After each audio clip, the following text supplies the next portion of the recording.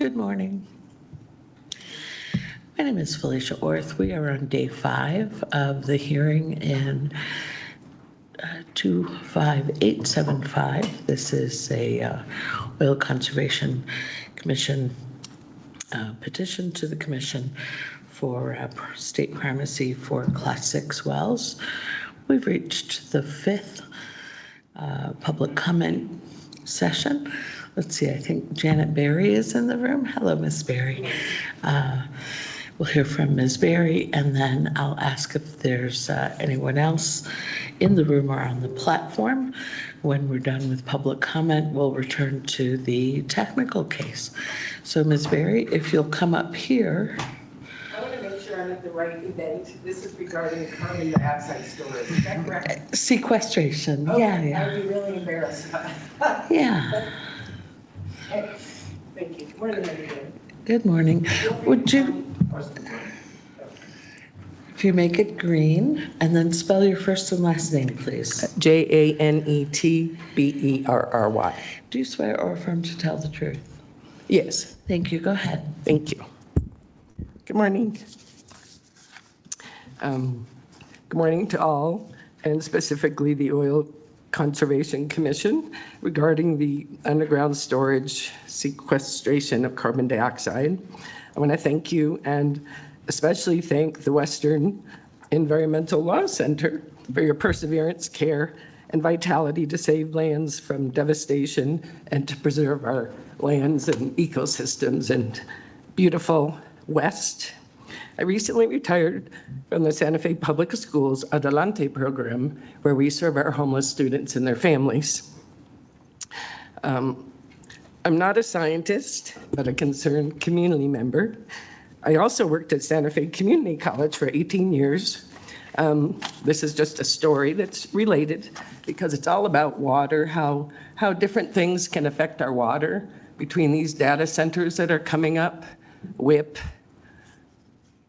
plutonium pits. Those will use water if they, unfortunately, continue with that.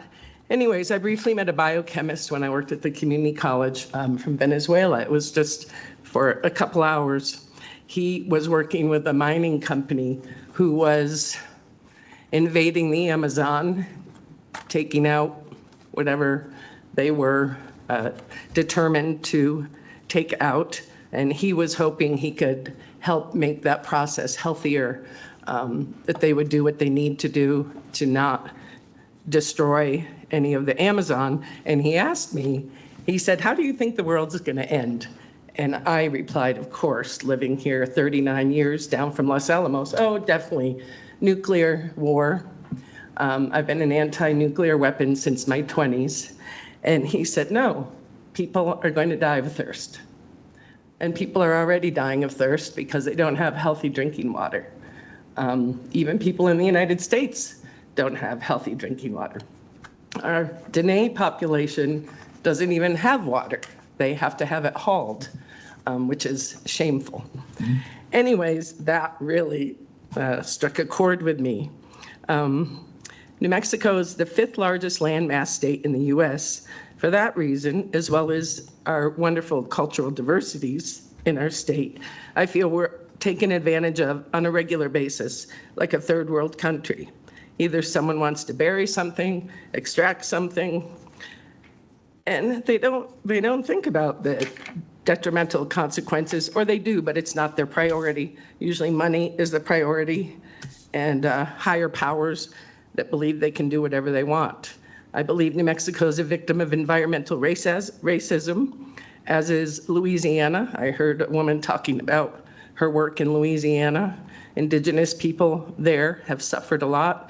Pig farms in North Carolina, respiratory issues because of those pig farms. I don't think any of us would want to live near those disgusting pig farms where the poop is taking over the air. Anyway, until the repercussions of storing or the sequestration of carbon dioxide are known, secured, and emergency plans are in place, this is not a viable concept, and we shouldn't rush into it. Companies need to be held accountable as always. The lab has never completed its cleanup as promised. WIP, I'm sure you all know about WIP down in Carlsbad, has had disastrous leaks. Let's not forget the downwinders in Tularosa suffering from cancer generationally to this day from the Trinity site. LANL employees receive benefits to ease into their deaths from toxic exposures. Yippee, the lab's paying everything until they die because of where they worked. Our water is compromised greatly already.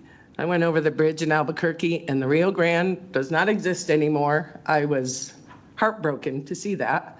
I'm happy to say Cochiti, Kiowa, and San Felipe Pueblos still have river water, but Albuquerque does not.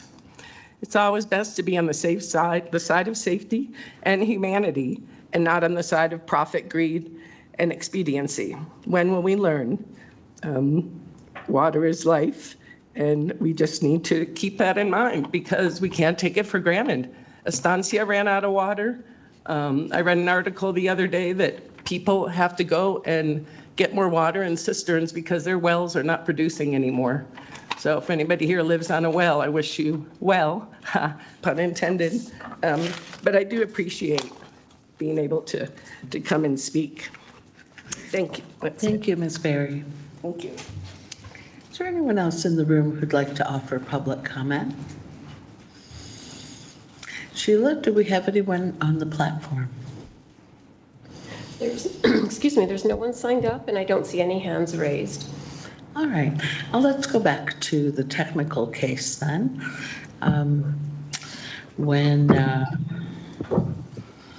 When we broke last night, the questioning of Dr. Helm-Clark was still proceeding. And Commissioner Chosky, I believe we were in the middle of your questions. And I trust we have the chair on the platform, Sheila. Yes, he's on. All right, thank you very much. Good morning, Dr. Helm-Clark. Thanks again for being here. So I just want to start off with, there were some questions yesterday about your experience in New Mexico. And just to clarify, you haven't worked in New Mexico, correct? I've never worked a project in New Mexico. But you have experience doing geology and geophysics all over the world in multiple projects, correct? That is correct. And geologic principles work the same no matter where you are in the world, correct? That is correct. Thank you. Just want to clarify. So, yes, was going to ask a little bit more about the area of review. And I was looking at some EPA proposals last evening, and I was just wondering if you knew, is the area review, is that a publicly shared information of how large or where an area review actually is, where it is? Well, it should be. I've actually seen permits. Well, actually, I've seen one permit where all information about the location and the size of the area review and the EPA permit were totally redacted out. It was like reading the Epstein's files.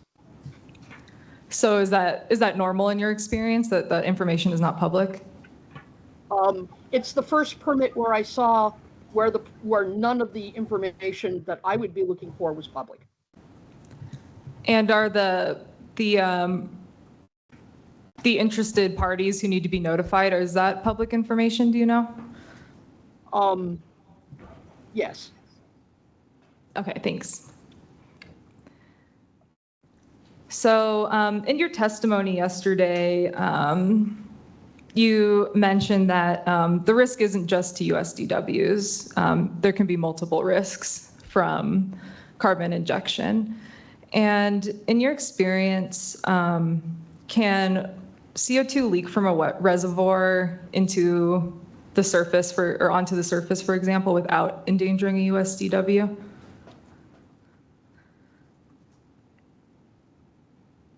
Directly or through a well? I guess either one. Well, if we're going to look at all pathways, if you were going to leak from an injection zone to the surface through a well, and the well did not have any well faults that exposed to USDW, despite the fact that there may be one in the stratigraphy, you could conceivably go from an injection zone to the surface without endangering that USDW. On the other hand, if you had a hole in your upper confining layer, and you were injecting and you didn't know about that hole, you missed it in your characterization. This is possible to do. You could be leaking through that hole out of the injection zone, out of the confining zone, and upwards into strata that are unauthorized. If there's a USDW in that pathway, then you will endanger it. So you're saying, just to clarify too, you can have CO2 leak out of the authorized injection zone into other oil and gas layers or geothermal intervals? Yes. Okay, thank you. So in the rule, there's a lot of talk of just making sure that there's no endangerment to USDWs without specifying that there could be endangerment to other mineral or the surface. Did you see examples of that when you reviewed the rule? I can point out an example too, if that would be useful. Here, I can just point out. I lost track of where the question was in that statement. No, it's fine. I'm looking at your Exhibit 1, and I'm on page 17, 0017, so the number on the bottom center part of the page. Thank you.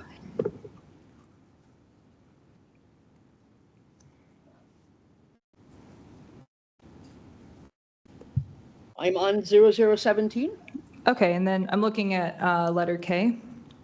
Okay. And just as an example of this, it says testing and monitoring requirements.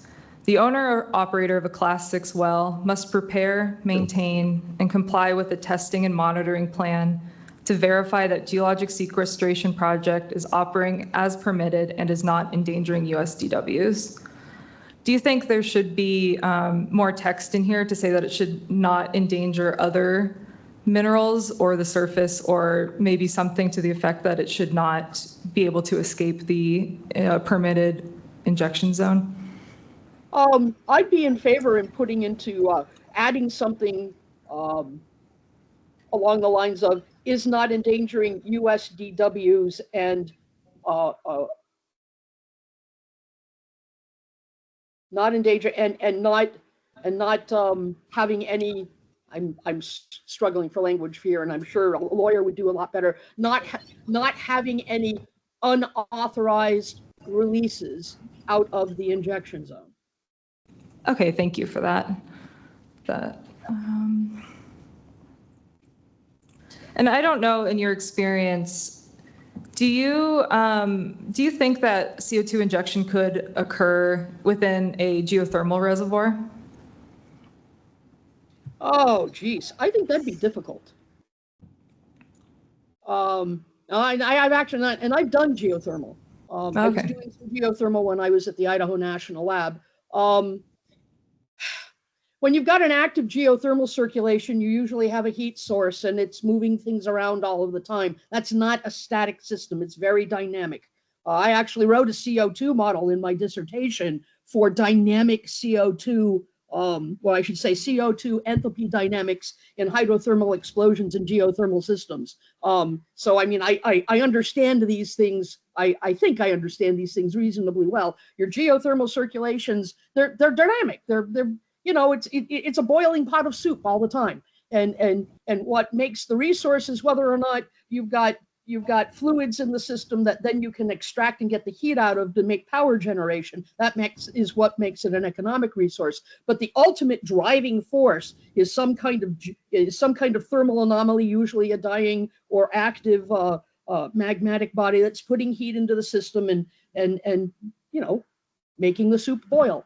So no, I would not be in favor of sequestration into a system that is dynamic. No. Do you think, do you think the division that is permitting geothermal wells should work with this division permitting carbon sequestration wells, just to make sure that there's good coordination between the two?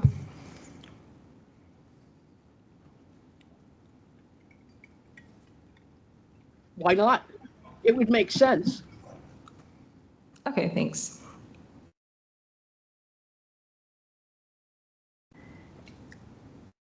And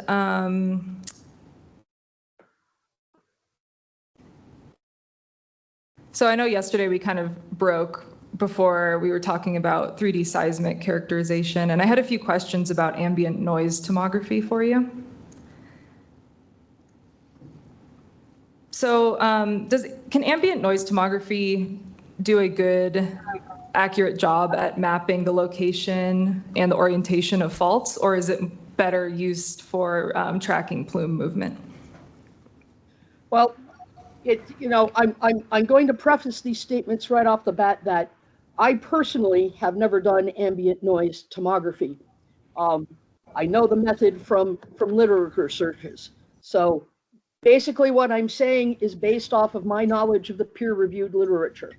And I've actually seen it in action, though I haven't not put my hands physically on the data at the Pulsar Helium project here in Minnesota, which I have been all over. And they've done wonderful things with using the ambient noise tomography and in characterizing their gas resource. And I know you already know that, since I dropped in one of their ambient noise tomography images into my exhibits to show you how beautifully you can image changes in a gas resource in the lithology. The ambient noise tomography has indeed been used to characterize faults. Like all surface geophysical, like all geophysical surveys that are collected at the surface, there is always a trade-off in between detail and depth. And you can see deep, and the deeper you look, the less detail you've got. The shallower you look, the more detail horizontally you can resolve. And this is just, the geometry of doing any kind of survey at all. So there's a trade-off, and the trade-off exists inside, in regular seismic too. Though the reason I went down the ambient noise tomography rabbit hole is because it's got the ability to do everything that 3D, well, I should say almost everything that 3D seismic can do in terms of imaging the subsurface. And it gets around the basalt seismology problem, and since I know that that New Mexico's got abundant basalts in places in the state, that was a concern of mine. Did I answer your question? Yes, that was good. Thank you. I guess kind of along the same lines, do you know how, from your research literature review, do you know how long data needs to be collected before you can accurately map the subsurface? Well, that's the problem, and you've just run into the significant problem of any passive geophysical method. You usually have to wait a couple of months to get good images, because your noise sources are the ambient noise of the earth tides, water tides, trucks driving over the surface, microseisms. It's the passive noise of the earth that you're recording. So you have to have a longer recording period. So unlike traditional seismic, you can, you run your trucks, you've done your seismic survey in a week. It takes a couple of months to do all of the computerization, and blammo, you've got your section. You're going to extend that out, several months to maybe as much as a year to get your initial images. Yeah, thank you. That makes sense. So more about induced seismicity. Do you think having 3 seismometers at the, around the well area is the best way to characterize and locate an event? It certainly would be what I would recommend if I was designing a project. You want 3 because you want to be able to triangulate. You want them local so you can get the best possible location solutions for the seismic activity that you may induce by pumping CO2 through your well. I would, you know, and you know, little 3-component portable seismometer units are relatively inexpensive and easy to deploy. You buy 3 of them, you deploy them in a triangle around your well, and you'll always have, you know, something on hand to do quick, easy, fast determinations of the seismic activity in your immediate area. If you get good enough gauges, you could even put them on the national or the state network. I'm in favor of it. Yeah, thank you. And those same seismometers that would help you map and characterize an earthquake could be used for ambient noise tomography too, correct? No. When I say traditional 3-component seismometers, they are very different from the sorts of specialized geophones that you use for seismic tomography. They're recording in different frequency bands and in different ways, and they're looking at, well, you can see all of the wave trains in traditional seismometers, but you have to do a lot of signal analysis to start pulling out all the good information from the Rayleigh waves and the Love waves and the stuff on the back end of the seismic train. I'm probably getting too technical here, but no, they're slightly different. They're measuring in different frequency bands, and they're looking at different wave packages. Okay, thank you for that clarification. Okay, so I had a few questions about emergency response. And I'm going to refer to your Exhibit 1, page 200023.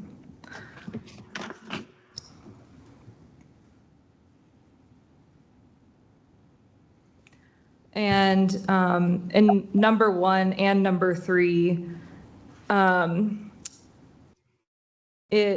well, let's look at number 3. It says, if an owner or operator obtains evidence that an injected carbon dioxide stream and associated pressure front may cause an endangerment to a USDW, and then it gives several things that need to happen.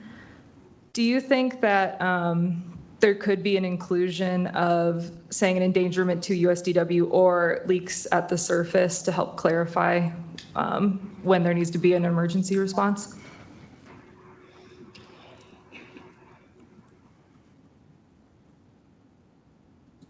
I would be in favor of putting something about, I'd be in favor of adding some verbiage that would indicate that there should be some kind of response if there's a surface release. Okay, thank you. And in your experience, do the applicants have, in their emergency response, is it very tailored to the exact area that they're in, or is it kind of, do they leave it kind of generic? It's pretty much generic. Do you have any extra things that could be added in that could help make it more community specific?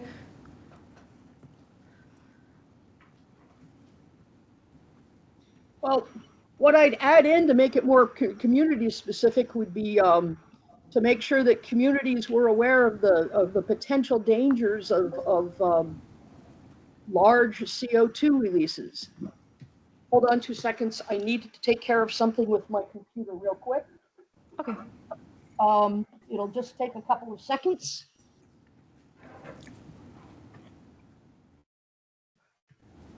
I had a cable that became detached, so. Oh, yeah. Now reattached, and I am back online. What page were we on? You're on page 0023, correct? Yes. And I would be in favor of including some kind of language that would include releases to the surface, because the real, in my mind, looking at the sorts of dangers you can potentially create by running a class 6 operation, the one that's really the one that, in my mind, there are 3 dangers. There's the induced seismicity that's going to cause property damage. There's the impact to subsurface resources. I include USDWs, potentially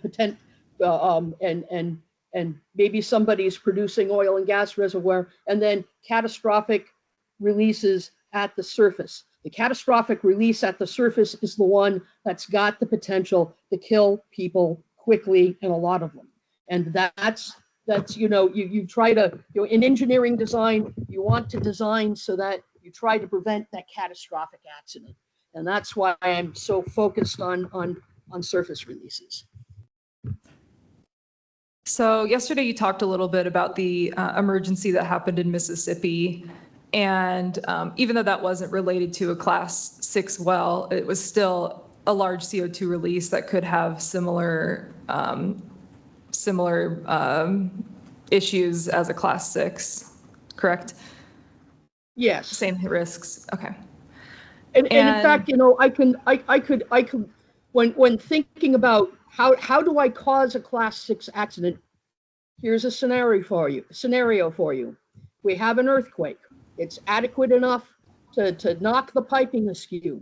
In between your pump and your well tree, you've got piping.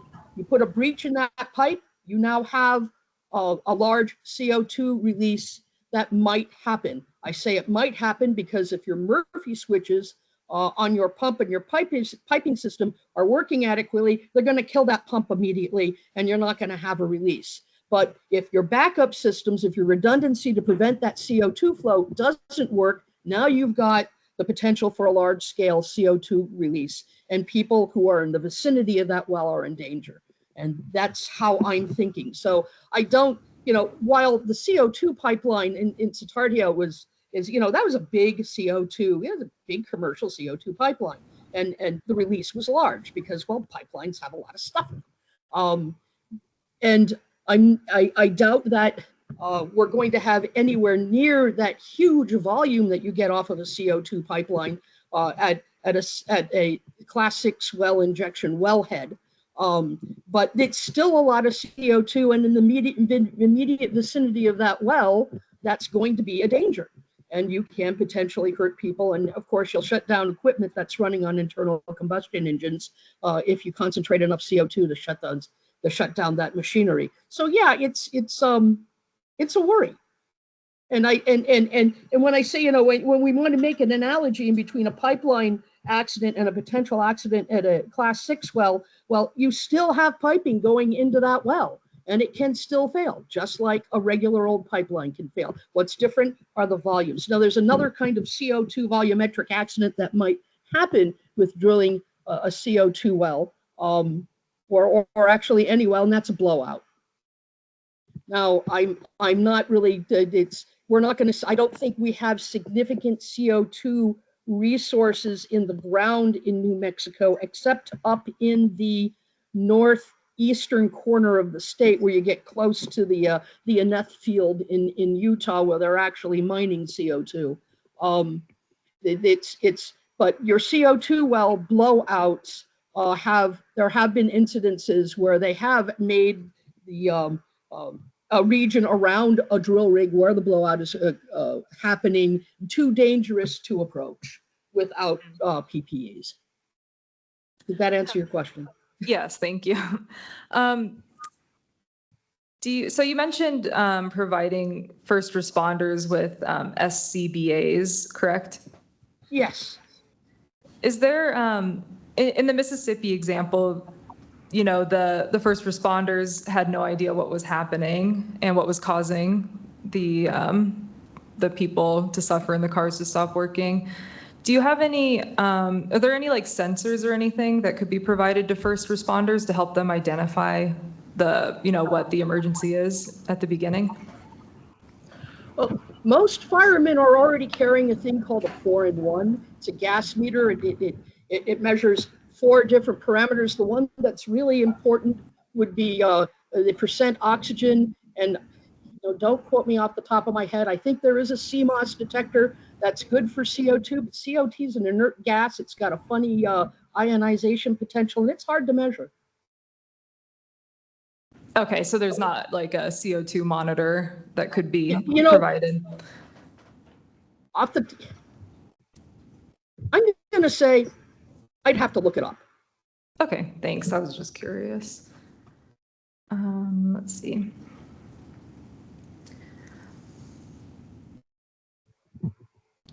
Oh, and I had a question about your hall plots discussion.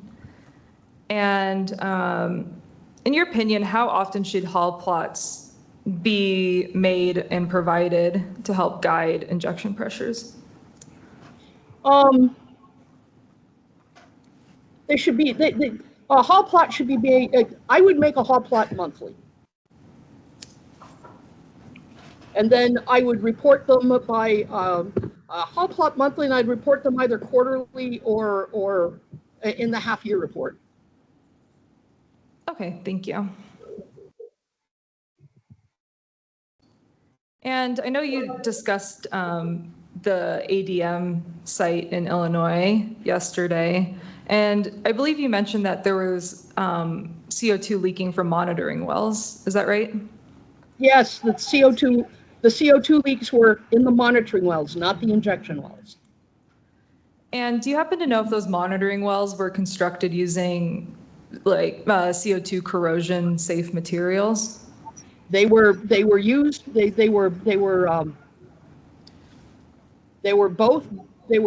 built using Chrome-13. One thing you don't pick up when you read one thing that you don't pick up when you're reading the ADM reports is that the well that had the really bad failure, which was VW2, was actually the original stratigraphy well for the entire 20-year spans of project. So it was a 20-year-old well. If you look at the National Engineering Technology Laboratory reports reviewing the history of CO2 flooding in the Permian Basin, they made a determination that the effective lifetime of wells involved in CO2 EOR is about 20 years.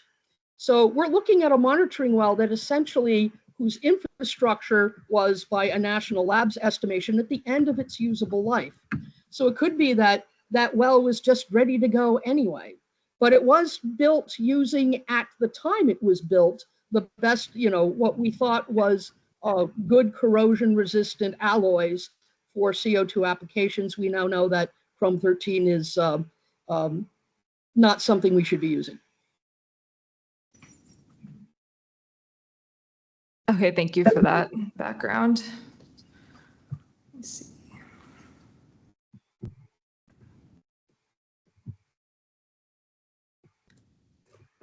I'm just making sure I have everything. Hey, it's your ball game. Take your time.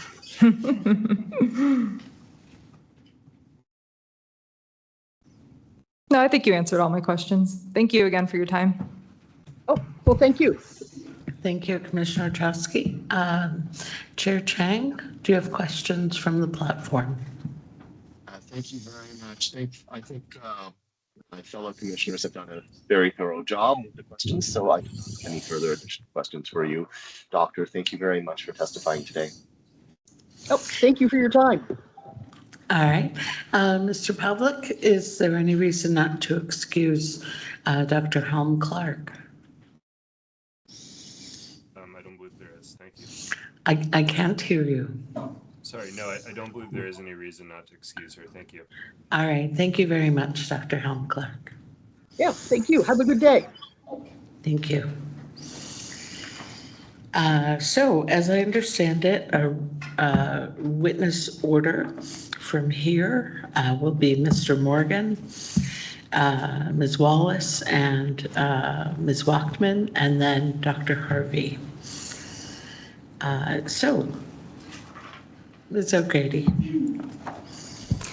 Thank you and good morning, Madam Hearing Officer and members of the Commission. We would like to start with an opening statement, please. Yes, please.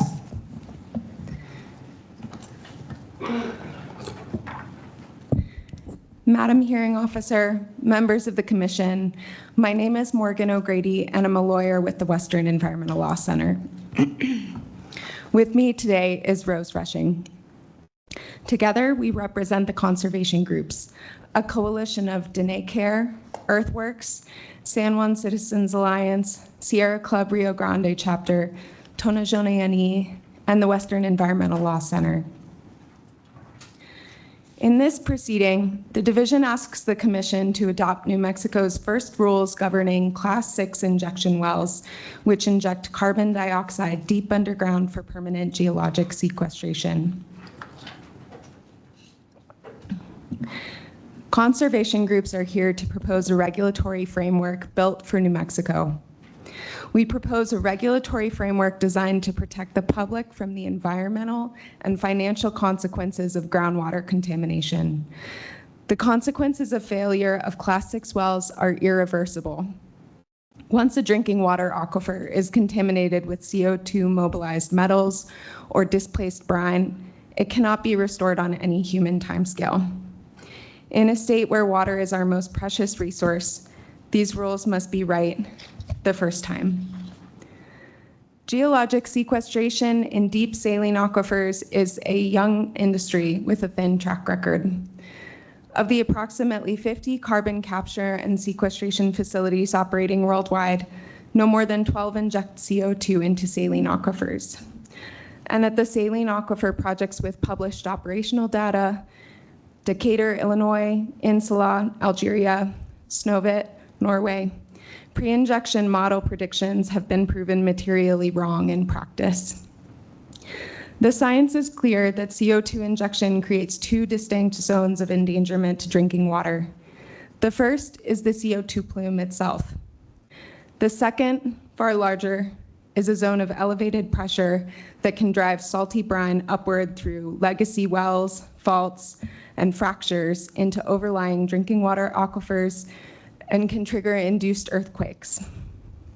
A CO2 plume roughly 10 kilometers across can generate a pressure front extending more than 100 kilometers. And the risks do not end when injection ends. Injected CO2 persists underground for centuries to millennia, and Class 6 wells must be monitored for 50 years or more before they are plugged, long after a project has stopped generating revenue for its operator.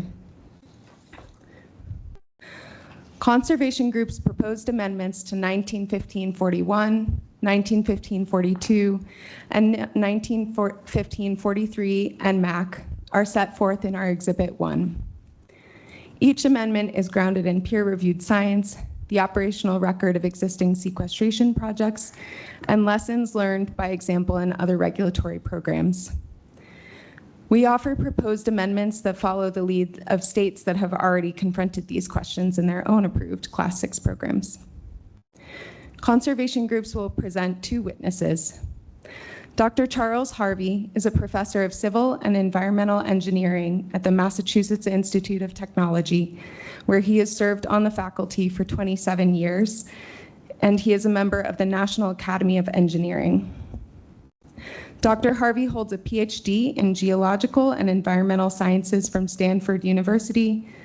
He has published more than 60 peer-reviewed articles on hydrogeology, including 8 on carbon capture and storage, and spent 5 years consulting for a carbon sequestration startup. He knows this industry from the inside. Peter Morgan is the Legal and Policy Director of the Center for Asset Retirement Accountability. Mr. Morgan holds a JD and a Master of Science from Stanford and spent 16 years as an attorney for the Sierra Club, focused on the cleanup of fossil fuel extraction nationwide. He has testified before Congress on financial assurance reform, and he testified before this commission in the recent orphan well rulemaking that the commission just concluded. Turning to conservation groups' proposals. First, the rules must define the danger zone. The area of review is arguably the most important parameter in a Class 6 permit. Legacy well evaluation, corrective action, monitoring, and seismic coverage all derive from it. If the area of review is undersized, every safeguard will be insufficient and the gaps cannot be fixed after the fact. Dr. Harvey will explain why OCD's proposal invites undersizing. It lets operators draw the area of review around the plume rather than the larger pressure zone, relies on a single model run when reservoir models carry great uncertainty, and models each project in isolation when neighboring projects' pressure fields overlap and merge. Our amendments require pressure-based delineation of both the plume and pressure zones, ensemble modeling, coordinated modeling where projects share a formation, and reevaluation against monitoring data. Second, protections must be enforceable and durable. Action thresholds must be fixed and quantitative before a permit issues, and safety critical responses must be mandatory rather than discretionary. Because ordinary cement and steel degrade on contact with CO2-bearing brine, CO2-resistant materials must be required wherever a well may meet the plume. Plume stabilization must be required or must be demonstrated through monitoring, not assumed from potentially flawed models. And the option to petition to shorten the 50-year post-injection site care period before injection even ceases should be eliminated. The state must build its own lasting oversight capacity because New Mexico's duty to protect its water does not expire when a permit does. Third, financial assurance must be adequate for this novel technology. Mr. Morgan will explain why New Mexicans deserve a financial assurance framework that guarantees resources exist even if the operator does not, creates an incentive to plug promptly, and shifts risk to a surety that underwrites the operator. Self-insurance does none of this. The US ran that experiment with coal. The 3 largest operators in the nation were allowed to self-bond, held over $1 billion in cleanup liabilities, and all went bankrupt, leaving taxpayers on the hook for the cleanup. Conservation Group's amendments eliminate self-insurance and corporate guarantees and provide that if an operator stops paying and offers no replacement financial assurance, the funds would go to the state. Nor can the Commission simply lean on the Storage Stewardship Fund. Its fee schedule is unset, its adequacy unknown, and it may come to be overextended. This Commission knows from New Mexico's orphaned oil and gas wells what happens when cleanup is not backed by meaningful financial assurance. The liability lands on the state, public funds, and New Mexico communities. New Mexico has the opportunity and, having seen other programs fail, the obligation to adopt Class 6 rules that protect its water, its communities, and its treasury. Conservation Group's amendments would do exactly that. We thank the Commission, the hearing officer, and Council for the substantial effort this rulemaking requires, and we look forward to presenting the testimony of Mr. Morgan and Dr. Harvey.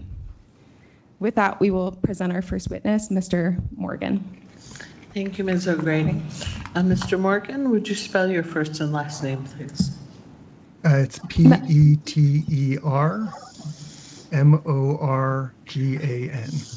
Do you swear or affirm to tell the truth? I do. Thank you. Please go ahead.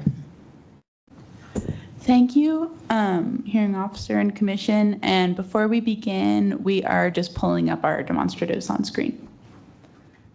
And I think, Morgan, will you need to be given screen sharing? Okay.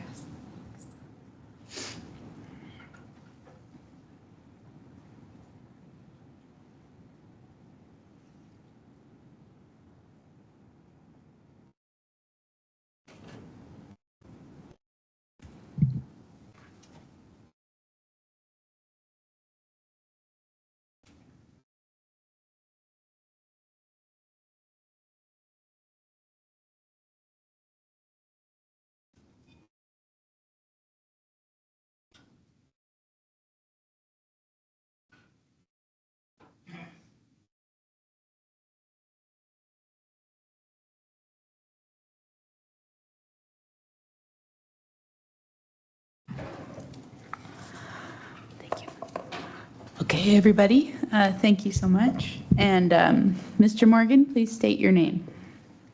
Peter Morgan. Great. How are you doing today? I'm doing well, thanks. How are you? Very good. Where are you employed and what is your position? I am Legal and Policy Director for the Center for Asset Retirement Accountability, or CARA, whose mission is to address the national problem of unplugged oil and gas wells, including through regulatory solutions. My work involves understanding existing regulatory requirements for federal and state level, identifying gaps and flaws with those requirements that lead to cleanup and decommissioning obligations being passed on to the public, and proposing solutions to address those gaps and flaws. What is your educational background? I have a Bachelor of Arts from Middlebury College and a JD from Stanford Law School and a Master of Science from Stanford's Interdisciplinary Program in Environment and Resources. Can you briefly describe your work background? Sure. Prior to my current position with CARA, I worked for 16 years as an attorney for the Sierra Club, where I focused on issues around the operation and cleanup of fossil fuel extraction facilities nationwide, with a concentration on oil and gas operations and coal mines. And through this work, I have expertise in state and federal regulatory requirements for financial assurance from industrial operators for plugging, abandonment, and site remediation, including understanding the strengths and weaknesses in these regulatory schemes. In 2023, I testified before Congress at a hearing of the House Subcommittee on Energy and Mineral Resources on the need for improved regulations to strengthen financial assurances, restrict transfer of obligations, and address other issues related to cleaning up fossil fuel extraction sites. And in 2025, I testified before this commission on the need for improved financial assurance requirements for oil and gas operators in New Mexico. Is Conservation Groups Exhibit 2 an accurate copy of your resume? Yes. I'm not sure if I should do this throughout, but I'll move to admit Exhibit 2.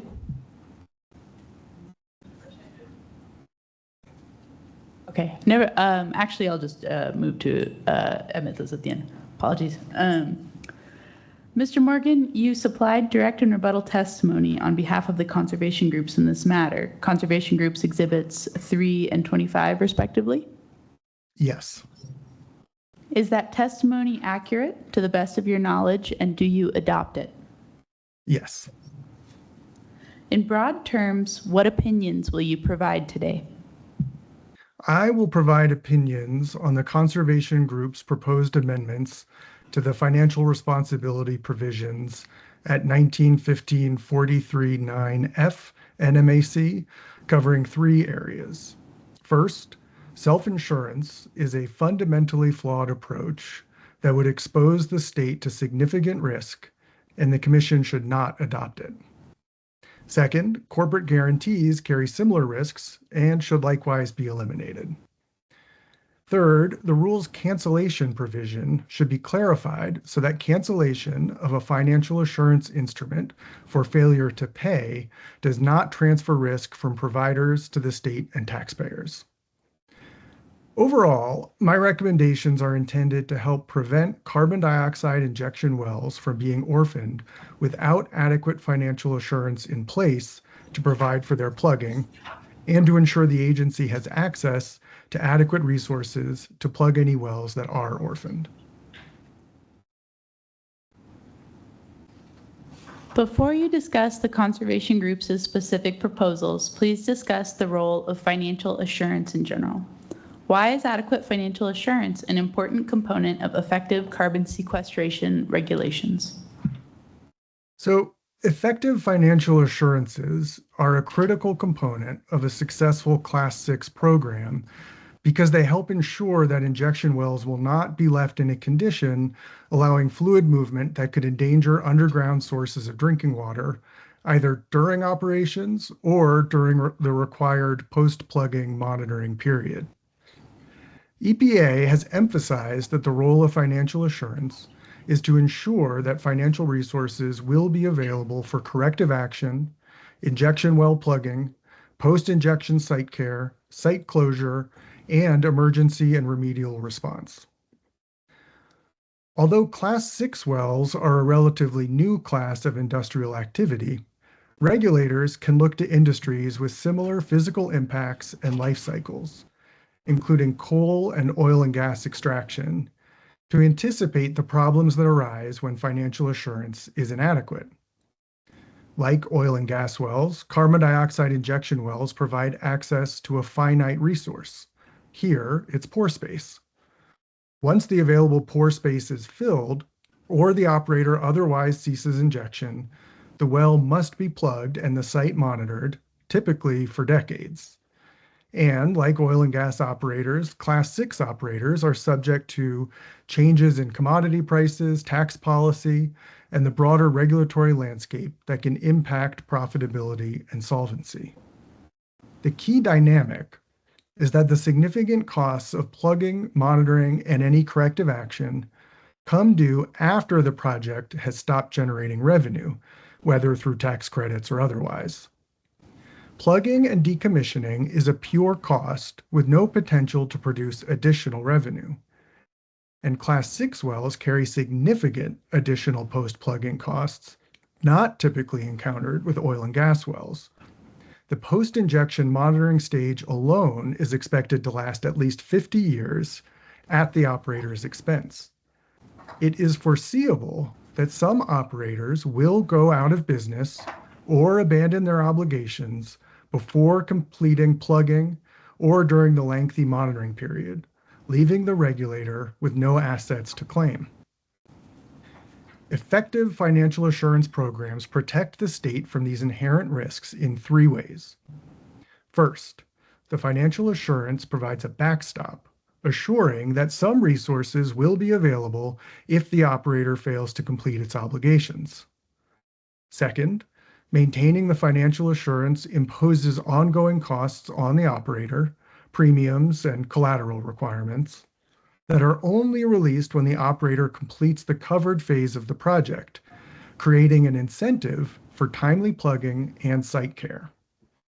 Third, financial assurance requirements shift risk away from the state and onto a third party, such as a surety bond provider, which conducts its own screening of an operator's reliability and likelihood of default.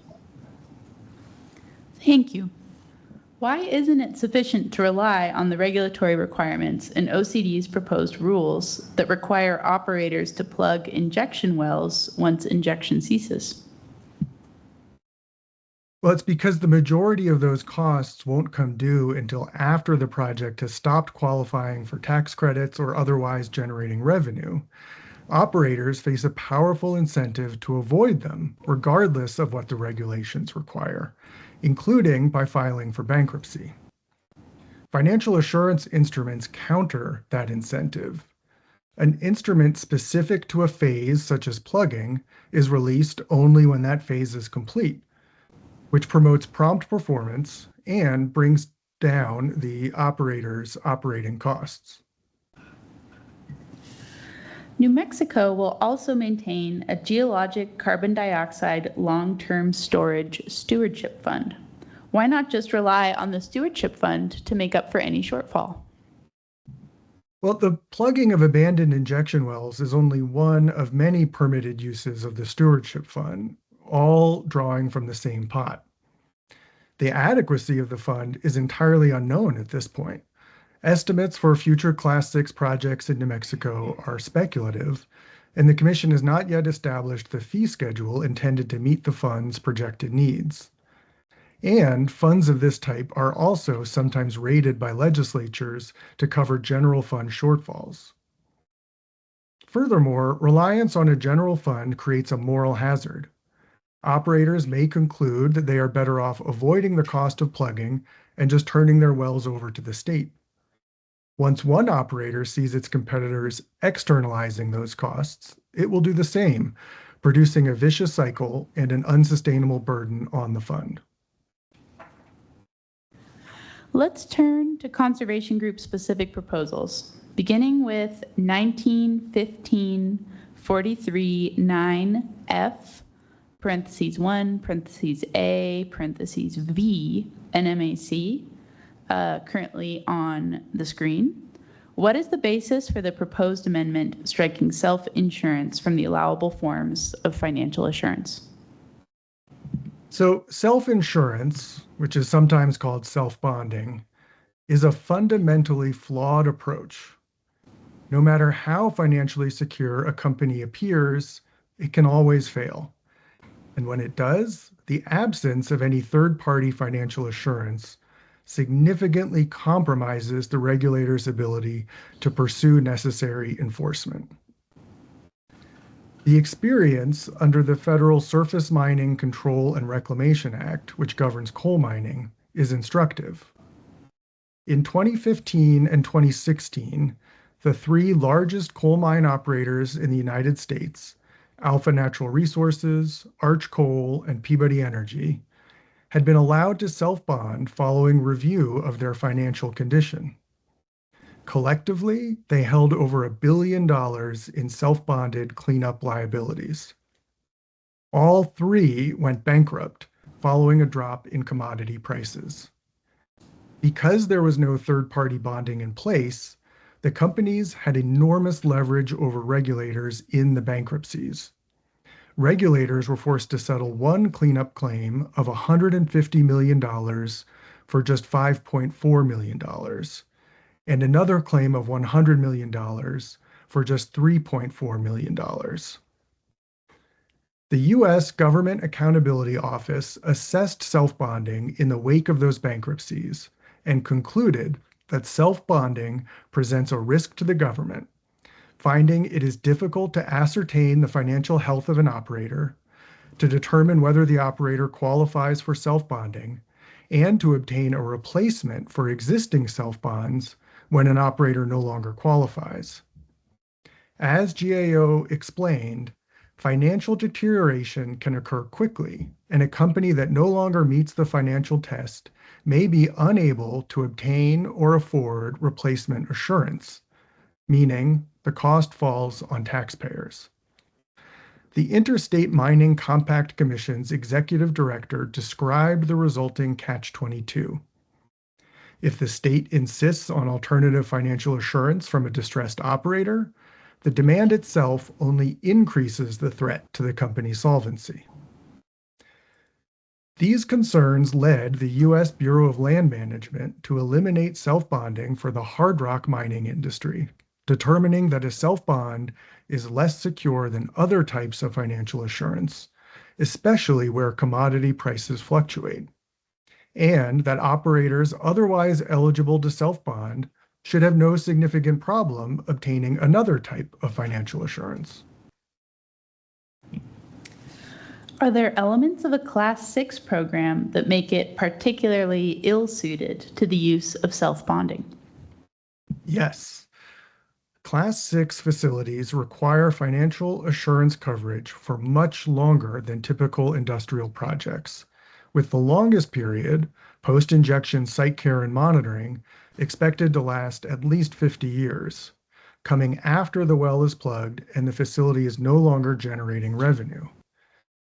The risk of an operator going out of business over the many decades where monitoring, maintenance, and potential corrective action are required is too high to allow self-bonding.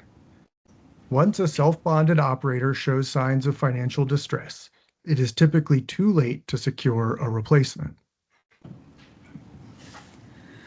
Don't EPA's rules for Class 6 regulatory programs expressly authorize the use of self-insurance? EPA's Class 6 rules, including the self-insurance provisions, were finalized in 2010, before the collapse of the self-bonded coal operators. EPA did not have the opportunity to incorporate the lessons of those bankruptcies into its rule. New Mexico does have that opportunity and should learn from those failures. Notably, both Colorado and Louisiana declined to adopt self-bonding in their Class 6 primacy rules. Okay. What is the basis for the proposed amendment to 1915-43 9F, parentheses 1, parentheses A, 7, some might say, currently on screen, relating to any other instrument satisfactory to the director. This provision is unnecessary because the other instruments specified in the draft rule are already adequate. Thank you. And what is the basis for the proposed amendment to 1915-43 9F, parentheses 1, parentheses D, parentheses 2, currently on the screen, relating to cancellation of financial assurance? So as written, the rule is ambiguous about what follows if a financial institution seeks to cancel a financial assurance instrument and no replacement is provided. The proposed amendment clarifies that if no replacement financial instrument is provided, the original instrument is forfeit and the financial institution must release the funds to the director. That avoids any scenario where the operator is in financial distress and there's no instrument in place to cover plugging, monitoring, or corrective action. Allowing a provider to cancel an instrument for failure to pay would defeat the entire purpose of requiring financial assurance.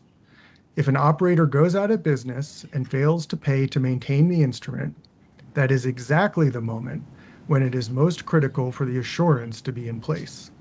No other provider will be willing to write a replacement for an operator that has just failed to pay. The only circumstance under which cancellation should be possible is where a replacement financial assurance is already in place. North Dakota's approved Class 6 program incorporates a similar clarifying edit, stating that if an operator cannot provide a replacement financial assurance instrument, any funds from the instrument being canceled must be released to the Commission within 60 days. Thank you. What is the basis for the proposed amendment to 1915-43 9F, parentheses 1, parentheses F, parentheses 1, currently on the screen, relating to combinations of instruments?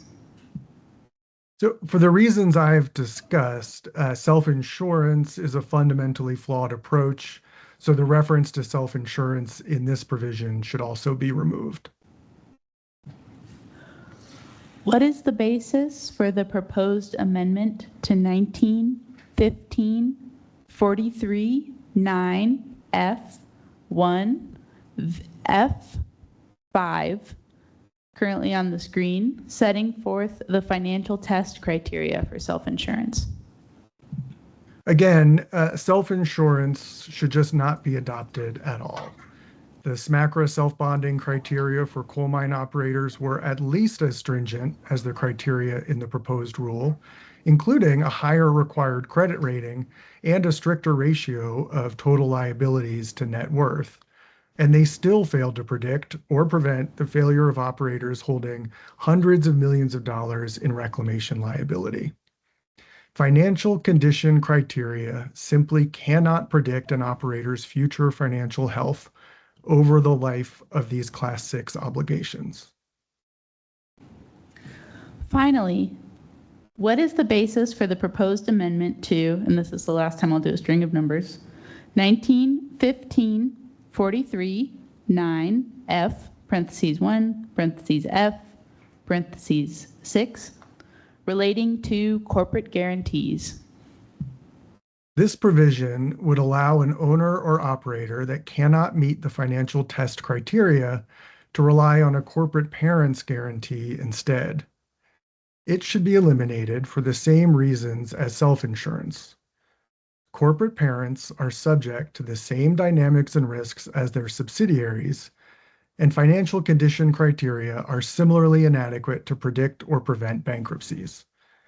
Both Colorado and Louisiana omitted corporate guarantees as a financial responsibility option in their Class 6 programs. Thank you, Mr. Morgan, for that summary of your direct testimony. We will now move on to your summary of rebuttal testimony. In broad terms, what opinions does your rebuttal testimony provide? My rebuttal testimony responds to the testimony of Oxy's witness, Ms. Wallace, on two financial assurance issues under proposed 1915-43 9F NMAC. First, I respond to her recommendation that the Commission adopt the financial test from EPA's hazardous waste regulations, implementing the Resource Conservation and Recovery Act, or RCRA, as the criteria for determining an operator's eligibility for self-insurance. Second, I respond to her proposal to remove the requirement that an operator demonstrate adequate net worth capital in order to qualify for self-insurance. Oxy's witness recommended that the Commission adopt the financial tests set forth in EPA's hazardous waste regulations implementing RCRA as the criteria for determining an operator's eligibility for self-insurance. What is your response? So as an initial matter, and as just discussed in my direct testimony, I strongly urge the Commission not to include self-insurance as an allowable form of financial assurance at all. Eliminating the self-insurance option, including striking Section 1915-43 9F 1F5 in its entirety, would obviate the need to consider Ms. Wallace's recommendation. However, if the Commission were to allow self-insurance, it should adopt a financial fitness test much more stringent than the RCRA test Ms. Wallace proposes. Under that test, an operator can qualify for self-insurance by satisfying criteria extremely similar to those that prove to be entirely inadequate to predict or address the bankruptcies of large coal mine operators under the Federal Surface Mining Control and Reclamation Act, or SMCRA, which I discussed in my direct testimony. 3 of the largest coal mine operators in the United States were determined to meet the SMCRA criteria and were allowed to self-insure. When commodity prices fell, all 3 self-insured operators filed for bankruptcy. The lesson from the failure of self-insurance in the SMCRA context is not that there is some optimal ratio of assets or net worth to liabilities that could render self-insurance an acceptable form of financial assurance. The lesson is that the entire premise that a formula can predict an operator's future financial health is inherently flawed and likely to fail. That is particularly true where, as here, the financial assurance obligations will stretch over decades. Oxy's witnesses also propose removing the requirement that an operator show adequate net working capital to qualify for self-insurance, on the theory that holding larger cash balances is inefficient, costly, and reduces opportunities for companies to grow. What is your response? So this would be a further weakening of an already inadequate financial assurance test. If an operator does not maintain adequate net working capital, how will it be able to respond to and address the obligations for which financial assurance must be available for Class 6 wells, including corrective action, injection well plugging, post-injection site care, site closure, and emergency and remedial response? If a pipeline or wellhead ruptures or something else goes wrong at a project, immediate corrective action will be required. Operators with adequate working capital can deploy resources to address those issues or reimburse a third party that must act without imperiling the overall financial structure of that company. In contrast, an operator with narrow margins or one that routinely prioritizes other outlays, such as shareholder returns, may not be able to satisfy those obligations. An operator without adequate liquid resources may then be forced into bankruptcy, where environmental and cleanup liabilities are typically given low priority. The bankruptcy of an operator that has been allowed to rely on self-insurance will pass significant costs on to the state and its taxpayers. And for Class 6 wells in New Mexico, those costs are substantial. The Energy, Minerals, and Natural Resources Department has estimated the expenses for well plugging, post-injection monitoring, potential emergency and remedial response, and site closure for a single typical New Mexico Class 6 project at $10 million to $75 million. The economic literature on financial assurance does recognize that certain forms of financial assurance can tie up a firm's operating capital. But the solution recommended by economists is not to eliminate working capital requirements. It is to rely instead on third-party bonding. For a fee, a surety agrees to cover the amount of the bond if the operator fails to fulfill its obligation, which also transfers a portion of the default risk from the public to the surety provider. The goal is not to reduce an operator's liquidity constraints to zero. The goal is to balance the constraints on the operator against the risk to the public posed by inadequate financial assurance.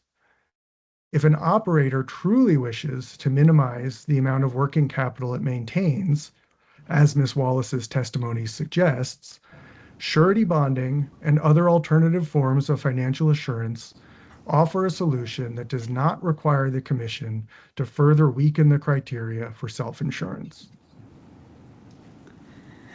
Thank you for your summary of your rebuttal testimony, Mr. Morgan. Mr. Morgan will now give Sir rebuttal.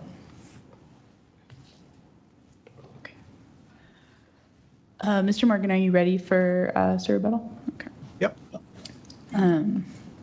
Mr. Morgan, Oxy witness Caroline Wachtman claims at paragraph 32 of her rebuttal testimony that eliminating self-insurance would place New Mexico out of step with the federal program and most primacy states, noting that EPA authorizes self-insurance at 40 CFR section 146.85 and that North Dakota, Wyoming, and Texas include self-bonding in their primacy programs, and that if eliminating it could deter class 6 investment. I apologize. What is your response? The standards in EPA's rule are intended to set a floor, not a ceiling, for individual state programs. Eliminating self-insurance is a common sense change that would make the New Mexico program more protective of communities and taxpayers than the EPA program. This is the option taken by Colorado and Louisiana, which both enacted state programs that do not allow self-insurance. Furthermore, EPA's program was promulgated in 2010 prior to the bankruptcies of self-bonded coal mine operators that occurred in 2015 and 2016, and that exposed the fundamental flaws in any financial assurance program that allows self-insurance. New Mexico has the benefit of that knowledge and should take advantage of it by omitting self-insurance from its Class 6 program. Thank you. And Ms. Wachtman claims at paragraph 33 that the RCRA financial test at 40 CFR 261 section 143E1 is appropriate because RCRA governs hazardous waste facilities with comparable or longer post-closure obligations and has functioned reliably for decades. What is your response? Neither the testimony of Ms. Wachtman nor Ms. Wallace includes any documentation or analysis indicating that the RCRA criteria for self-insurance have been successfully implemented. There's no evidence that EPA has been able to recover funds from self-insured operators. It is not enough to simply reference the existence of the RCRA regulations.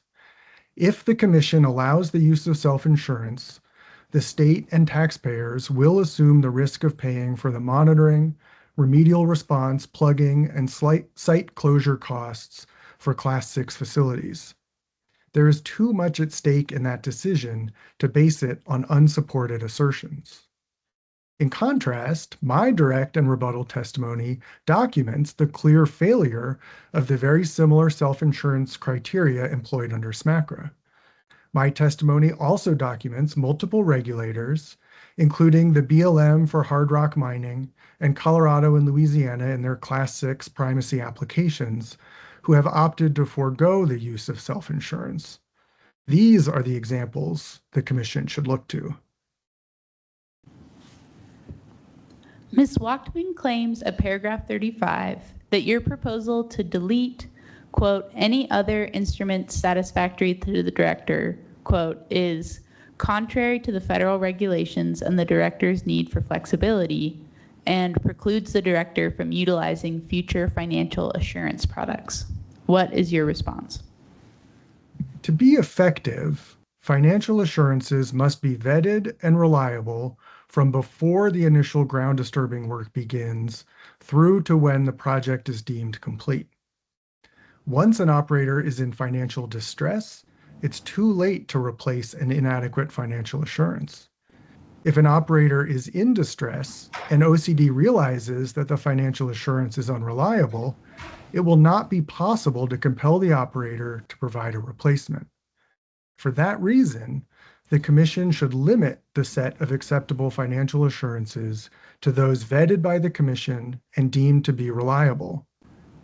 To the extent new, reliable forms of financial assurance emerge in the future, the Commission can open a new public rulemaking to consider whether to include them in the state's program.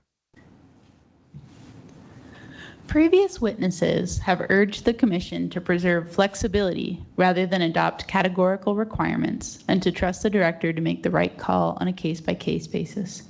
What is the problem with that approach in the financial assurance context? Questions regarding the reliability of financial assurance options are highly complicated, technical matters that require decision makers to balance multiple considerations. Such questions are best addressed in formal rulemakings with the benefits of expert guidance rather than on an ad hoc basis. In practice, the director may need to make a financial assurance determination under duress at the point where there are no good options remaining. In such a scenario, there's a strong need for regulatory guardrails. So take, for example, a situation where the current operator of an existing Class 6 facility is in financial trouble and seeks to transfer the facility to a new operator. Maybe this is occurring in the context of a bankruptcy proceeding. A new operator is identified who proposes to assume control of the facility, but is unable or unwilling to provide one of the enumerated forms of financial assurance. There would be enormous pressure on the director in such a scenario to accept an alternate form of financial assurance, say a corporate guarantee, in order to facilitate the transaction and avoid being blamed for the facility's closure, even if the director had concerns about the ultimate reliability of the replacement financial assurance.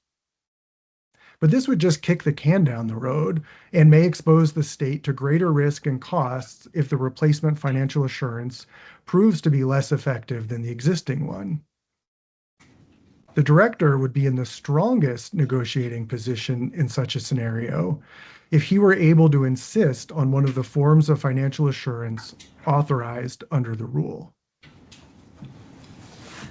Mr. Morgan, setting aside the substance of any particular instrument, what does the state actually gain by fixing a financial assurance requirement in the rule itself, rather than establishing it through guidance or leaving it to approval on a permit-by-permit basis? So there are really three benefits to setting out all allowable forms of financial assurance in the rule. First, this approach involves notice and comment and public participation, and therefore results in a decision informed by the expertise and experience of multiple stakeholders representing a diversity of perspectives. Second, this approach provides finality and predictability for the regulated community, allowing them to make informed decisions. This is particularly important in the Class 6 context, where operators need to make plans on decades-long timeframes.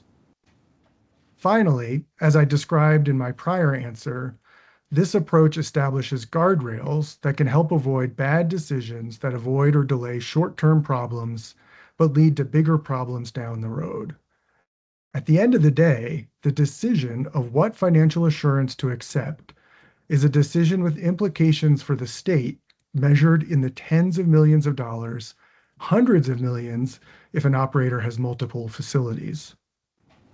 Limiting the financial assurance options to just those enumerated in the rule still allows for significant flexibility. The director and industry applicants would still have 5 forms of financial assurance to choose among: trust funds, surety bonds, letters of credit, insurance, and escrow accounts.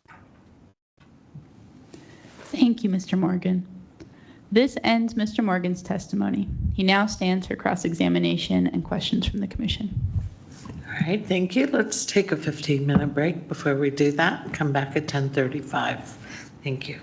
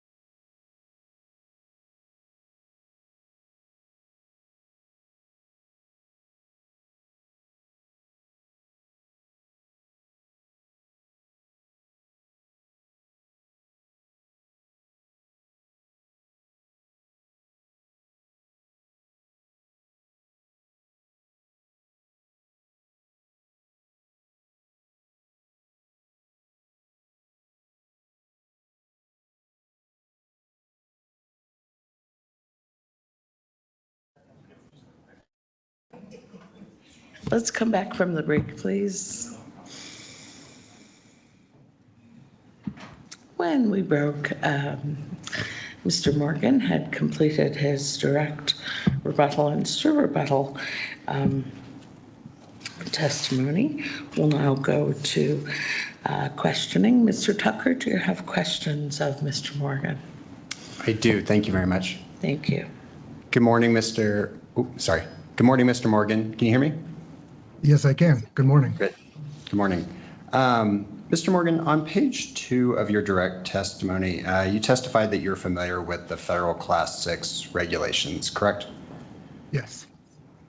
And you cite the Federal Register notice for the final Class 6 rule, which was published on December 10th, 2010 in both your direct and rebuttal testimony, correct? Yes. You would agree that the preamble to the final rule reflects EPA's reasoning in adopting the Class 6 well rules? Yes. Okay.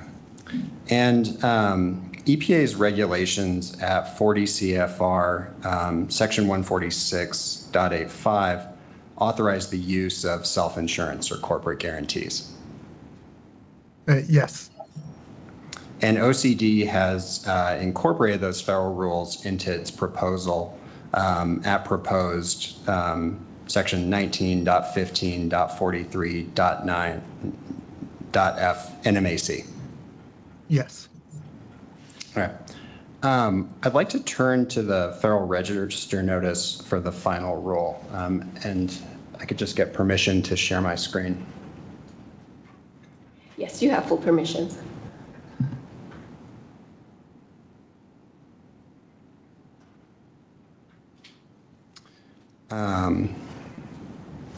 So I'd like to turn to the Federal Register notice for the final rule, specifically the preamble at 75 Fed Reg 77269. If you look at the yellow section I have highlighted, this notes that EPA solicited input from the Environmental Financial Advisory Board to develop recommendations on financial responsibility for Class 6 wells, correct? That's what it says? And one of the recommendations, and this is highlighted in pink, is that EFAB agreed that both self-insurance and third-party insurance should be made available to responsible parties, correct? Yes. Your testimony didn't address EFAB's recommendation, did it? It did not. Okay, thank you. If I'd I could, like to move up just a little bit. Well, sorry, could I? It did not, because that recommendation was rendered moot by the subsequent developments of the 2015 and 2016 coal mine operator bankruptcies, which occurred 5 and 6 years after that recommendation was made, and which materially altered the landscape of understanding of how self-insurance and self-bonding operates. And as I noted in my testimony, following that failure in SMACRA, the GAO issued a report strongly recommending against the use of self-insurance or self-bonding. BLM moved away from the use of self-insurance for hard rock mining, and both Louisiana and Colorado declined to incorporate self-insurance into their program. So I think, any discussion of the reliability of self-insurance that predates those 2015 or 2016 coal mine operator bankruptcies really has little relevance to today's discussion. Since the 2010 financial rule, EPA has not amended 40 CFR 156.85, correct? That's correct. Okay, thank you. So the financial rules from 2010 are still in place? They're still in place as a Thank you. As a floor, but states are free to adopt more stringent requirements, as, again, both Louisiana and Colorado have opted to do. So, Mr. Morgan, I'd like to turn to the passage I've highlighted in green. The preamble states that EPA's guidance on tangible net worth thresholds will help ensure that the risk borne by the public from a self-insured owner or operator is no greater than the riskiest scenario where independent third-party instruments are used. Do I have that correct? That's what the text says. Again, though, any discussion Thank you. from before 2015 is pretty moot, I believe. So, Mr. Morgan, I'd like to ask you a question. So, based on that sentence in green, is it fair to say that EPA's stated objective was not to prohibit self-insurance, but to calibrate the self-insurance criteria so that the public bears no greater risk than under third-party instruments? As a snapshot of EPA's thinking in 2010, that appears accurate. Okay, thank you very much. I have no further questions. All right, thank you, Mr. Tucker. Ms. Gutierrez, do you have questions of Mr. Morgan? Good morning, hearing officer. For the record, Ana Gutierrez with Womble Bond Dickinson on behalf of the New Mexico Oil and Gas Association. And we do not have questions for Mr. Morgan. Thank you. All right, thank you. Mr. Pavlik, do you have questions of Mr. Morgan? No questions for Mr. Morgan. Thank you. All right, thank you. Ms. Roskovach-Bars, do you have questions?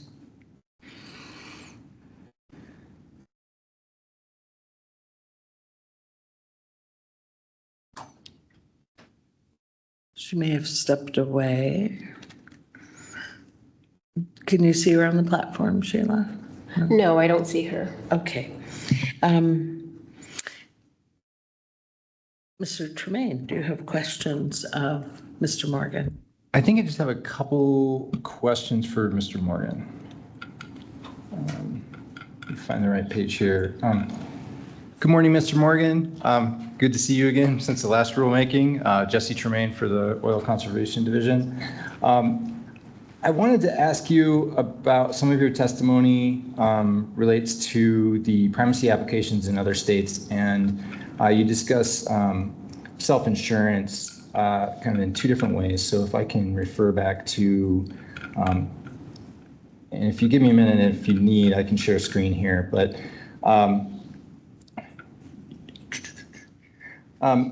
you refer to self-insurance on what's based as Conservation Group's page 58 of the submission. That is page 3 of your direct testimony.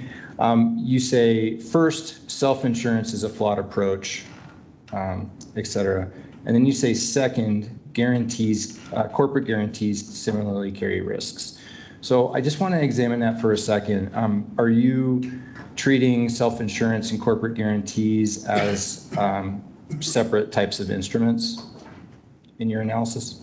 It's my understanding that in the EPA rule and in New Mexico's rule as proposed, they would essentially operate together in that if an applicant itself does not qualify for self-insurance, a corporate parent may provide a corporate guarantee where it would be subject to the same self-insurance criteria.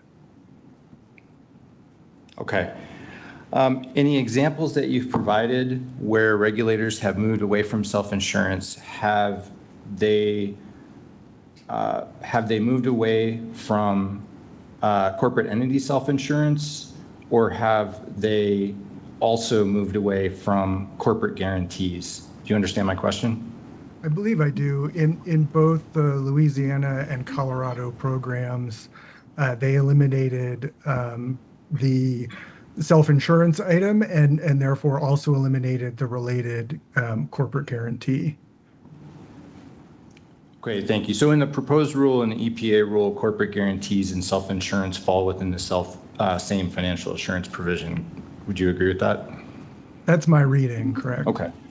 And so on that point, on Conservation Group's Bates number 69, you referred to that Louisiana and Colorado provision, or Colorado primacy applications. So Louisiana, is my understanding correctly that Louisiana struck the self-insurance provision entirely, including corporate guarantees? That's my understanding as well.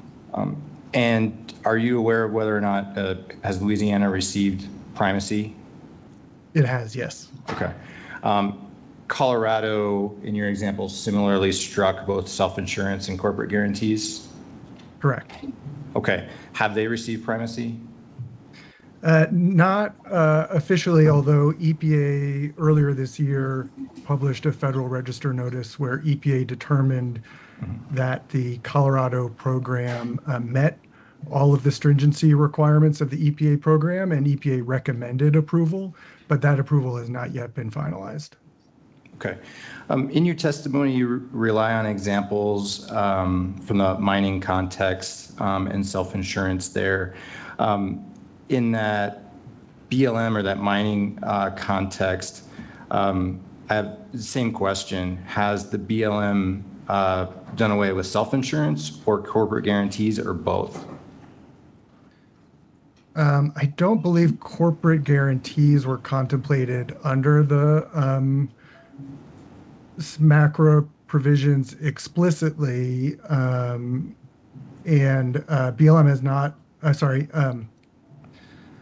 OSMRE, which is the federal agency that oversees SMACRA and coal mining, OSMRE has not eliminated self-bonding. The way SMACRA works in practice is states, sort of like, very much like the Class 6 program, states can get their own primacy and have to prove that their programs are at least as stringent. And some states have since moved away from or disallowed the use of self-bonding or self-insurance.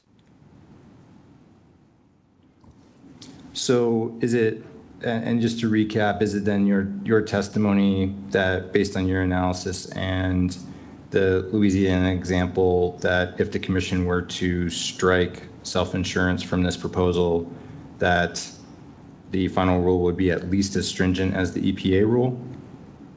Yes, that is my testimony.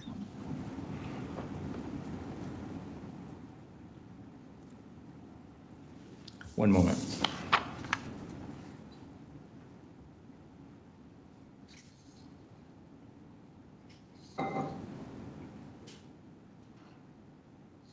Okay, I have no further questions. Thank you, Mr. Morgan. Thank you. Thank you, Mr. Tremaine.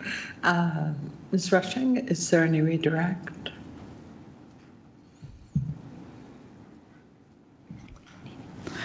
No, thank you. Would you like to move the exhibits? We'll do that at the end of our second witness, if that is all right with you all. Thank you, Madam Hearing Officer. That's fine. Which of you would like to begin? Commissioner Mpoma?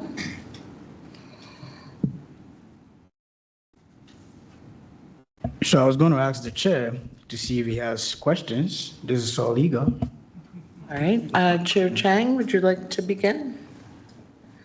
I think it's been fairly well covered. I think the questions around legal sufficiencies has been explored by OCD counsel. So I don't have any further questions at this point. All right. Thank you. Commissioner Mpoma? And then I'll ask some. So a quick question is, you made an example with, you established some examples using the coal industry. Now my question is, why is EPA still allowing self-insurance? Do you know? I do not know. Yeah, I can't speak to that. Now, I want to ask, so can you, aside the coal example, can you identify actual EPA Class 6 projects where self-insurance resulted in inadequate financial assurance rather than relying on analogous from other industries? I'm not aware of any such examples, but the Class 6 industry is very young, and so I don't think it's surprising that we haven't yet generated a body of evidence on that front. Now, let me ask, so based on your experience, do you believe the current EPA financial assurance calculations systematically underestimate the closure cost? And if so, by what percentage? and based upon what technical studies? I'm afraid that's outside the area of my expertise. I can't speak to the adequacy of those closure cost estimates. Okay. Now, so with the amendments that, let's say even your client is proposing to, in terms of the modification, and you can decide not to respond to this because probably this might be a little bit technical. Has your organization estimated how much additional permit review time these amendments will require for OCD? I'm not aware of that. I Okay. have not performed such a calculation. I do not have any further questions for you. Thank you. All right, thank you, Commissioner Poma. Commissioner Chowsky. Good morning. Good morning. So I just want to be clear that Louisiana enacted more stringent Class 6 rules, correct? At least from the financial assurance perspective, yes. Okay, so it is, and they have primacy, correct? They have received formal primacy, yes. Okay, thank you. And I know you mentioned the Geologic Carbon Dioxide Long-Term Storage Stewardship Act, and that there hasn't been a fee schedule established yet. Is that correct? That's my understanding, yes. Okay. And until that does get established and money starts to be added in there, will the New Mexico taxpayers be responsible for any financial assurances that fail? Yes, if there's a gap between actual expended costs and the financial assurance, that would be borne by the public. Okay, thank you. Those are the only questions I have. All right, thank you, Commissioner Chowsky. Ms. Rushing, is there any reason not to excuse Mr. Morgan? No, Madam Hearing Officer. All right, thank you very much for your testimony, Mr. Morgan. Thank you.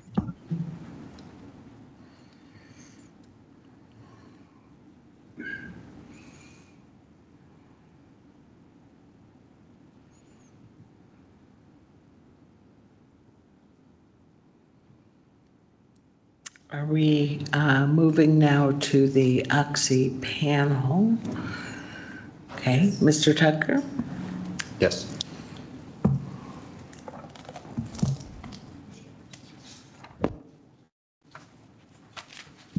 I'd just like to make a brief opening statement. Absolutely. Call our witnesses.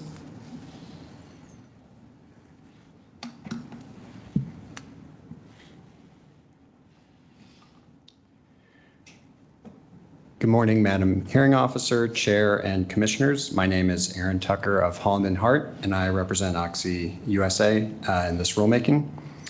Oxy supports the division's pursuit of primacy from EPA over Class 6 permitting in New Mexico and is generally supportive of the Oil Conservation Division's proposed rules. Oxy believes that New Mexico is well positioned to administer a robust and protective Class 6 program, and that this rulemaking is an important step in advancing carbon sequestration in New Mexico. At the same time, Oxy has proposed several minor targeted modifications to the proposed rules, many of which are intended to align the state program more closely with the corresponding federal Class 6 standards. These proposed modifications are set forth in Oxy Exhibits 1A through 1C and are supported by the direct testimony of Oxy's witnesses, Ms. Tiffany Wallace, as well as the rebuttal testimony of Ms. Caroline Wachtman. Oxy believes that these changes will improve the workability of the rules while maintaining the program's protectiveness of underground sources of drinking water. And Oxy looks forward to presenting this testimony to the Commission today. Thank you. At this time, I'd like to call up my witnesses as a panel. Thank you. I believe we have a table and some microphones over there. Yeah.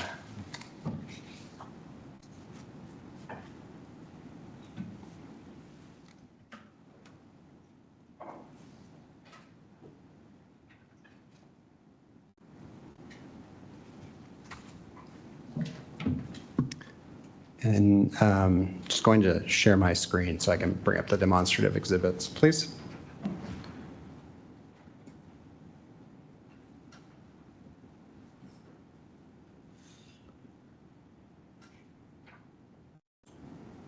All right. Ms. Wallace, will you spell your first and last name, please? Yes, good morning. My name is Tiffany, Tiffany, Wallace, Wallace. Do you swear or affirm to tell the truth? I do. Thank you. Ms. Wachtman, would you spell your first and last name, please? Sure, it's Caroline, Caroline, Wachtman, Wacchtman.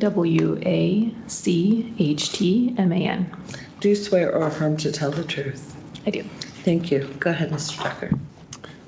Apologies, one moment. I had the demonstratives.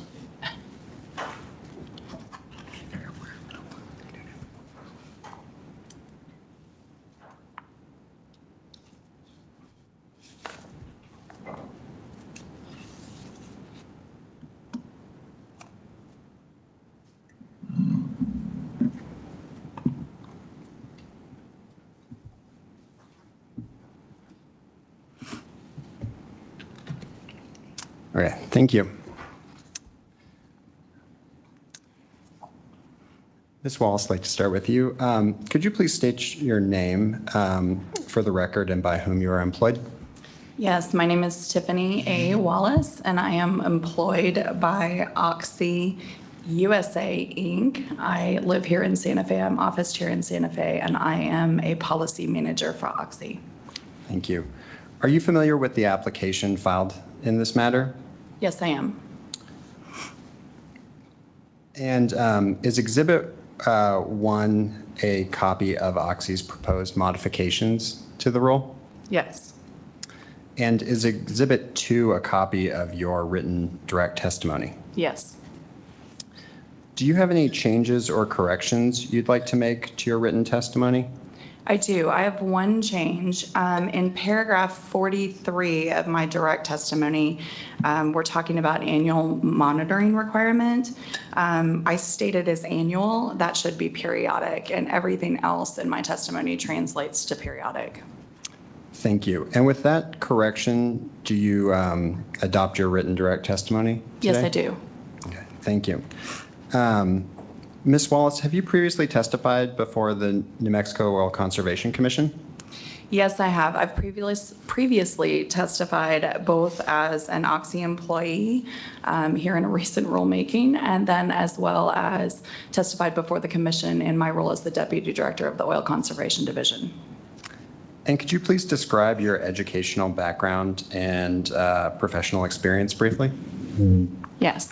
I am a petroleum engineer with an MS in petroleum engineering from Texas A&M University. I spent about 20 years in several engineering and leadership positions, mostly on the subsurface and development side, before joining the NMOCD in 2020. Prior to the NMOCD, my last role within industry was the development director of Marathon Oil Company.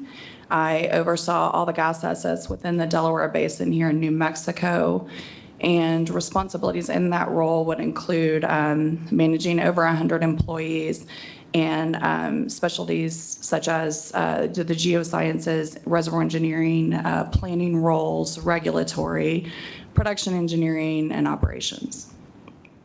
And could you please describe your experience with the NMOCD? Sure.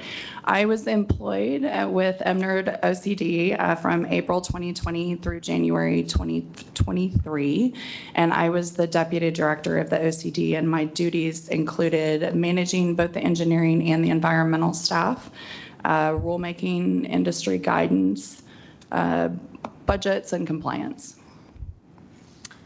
And could you please describe Oxy and its operations? Sure. Oxy is an international company with assets in the United States as well as the Middle East and Africa. We are one of the largest oil and gas producers in the United States, based in Houston, with just over 9,000 employees globally. We are a leading producer in the Permian Basin, and most of our assets are located within Leon County and include both conventional oil and gas operations as well as enhanced oil recovery. We are a proud active supporter in community organizations and first responders in the state, and we do have a strong track record of working with the agencies as well as our environmental friends. Thank you. And what is Oxy's involvement in carbon management? Oxy is recognized as an expert in carbon management with over 50 years of leadership in both CO2 separation, transportation, use, recycling, and storage. Our leadership in the field of carbon dioxide is really proven by our success at working with the EPA to get approvals, permitting approvals. And we are the first company to receive UIC Class 6 injection permits and authorizations to inject in Region 6. We have engaged in multiple rulemakings, both at the federal and state level regarding this subject. Thank you. And what is Oxy's general position on the proposed rules here? We're supportive of the rules and OCD efforts to obtain primacy from the EPA on Class 6 permitting and operations. We believe that the delegation of primacy to OCD will assist in protective, thorough, and timely permitting in New Mexico. Oxy believes OCD did a great job with the proposed rules, but we have a few suggested changes that we believe could improve the rule. Thank you. I'd like to turn to the first recommendation. What do the proposed rules provide regarding automatic permit termination? And I'm going to bounce between the screen and here so I can see you properly and make sure I get all this in, so bear with me. The proposed rules in the subsection H, which is 1915-41-8 and MAC, provide for automatic permit termination if drilling operations have not commenced within 2 years from the date of permit issuance. And then to avoid the automatic termination, a permittee may apply for extension at least 30 days prior to the expiration. And what is Oxy's concern with the proposed 2-year timeframe? So this provision is an area that we've heard that OCD chose to be more stringent than the federal rule. And while we understand the intent, the federal rules contain no similar requirement. Oxy is concerned that the two-year time frame on such long-term projects could be too brief and poses feasibility challenge. One example is, allowing only 2 years from the date of permit may not allow for enough time to develop pipelines and other critical infrastructure. Instead, we believe that the Commission should revise the rule to provide operators up to 5 years to commence drilling operations from the date of issuance. Thank you.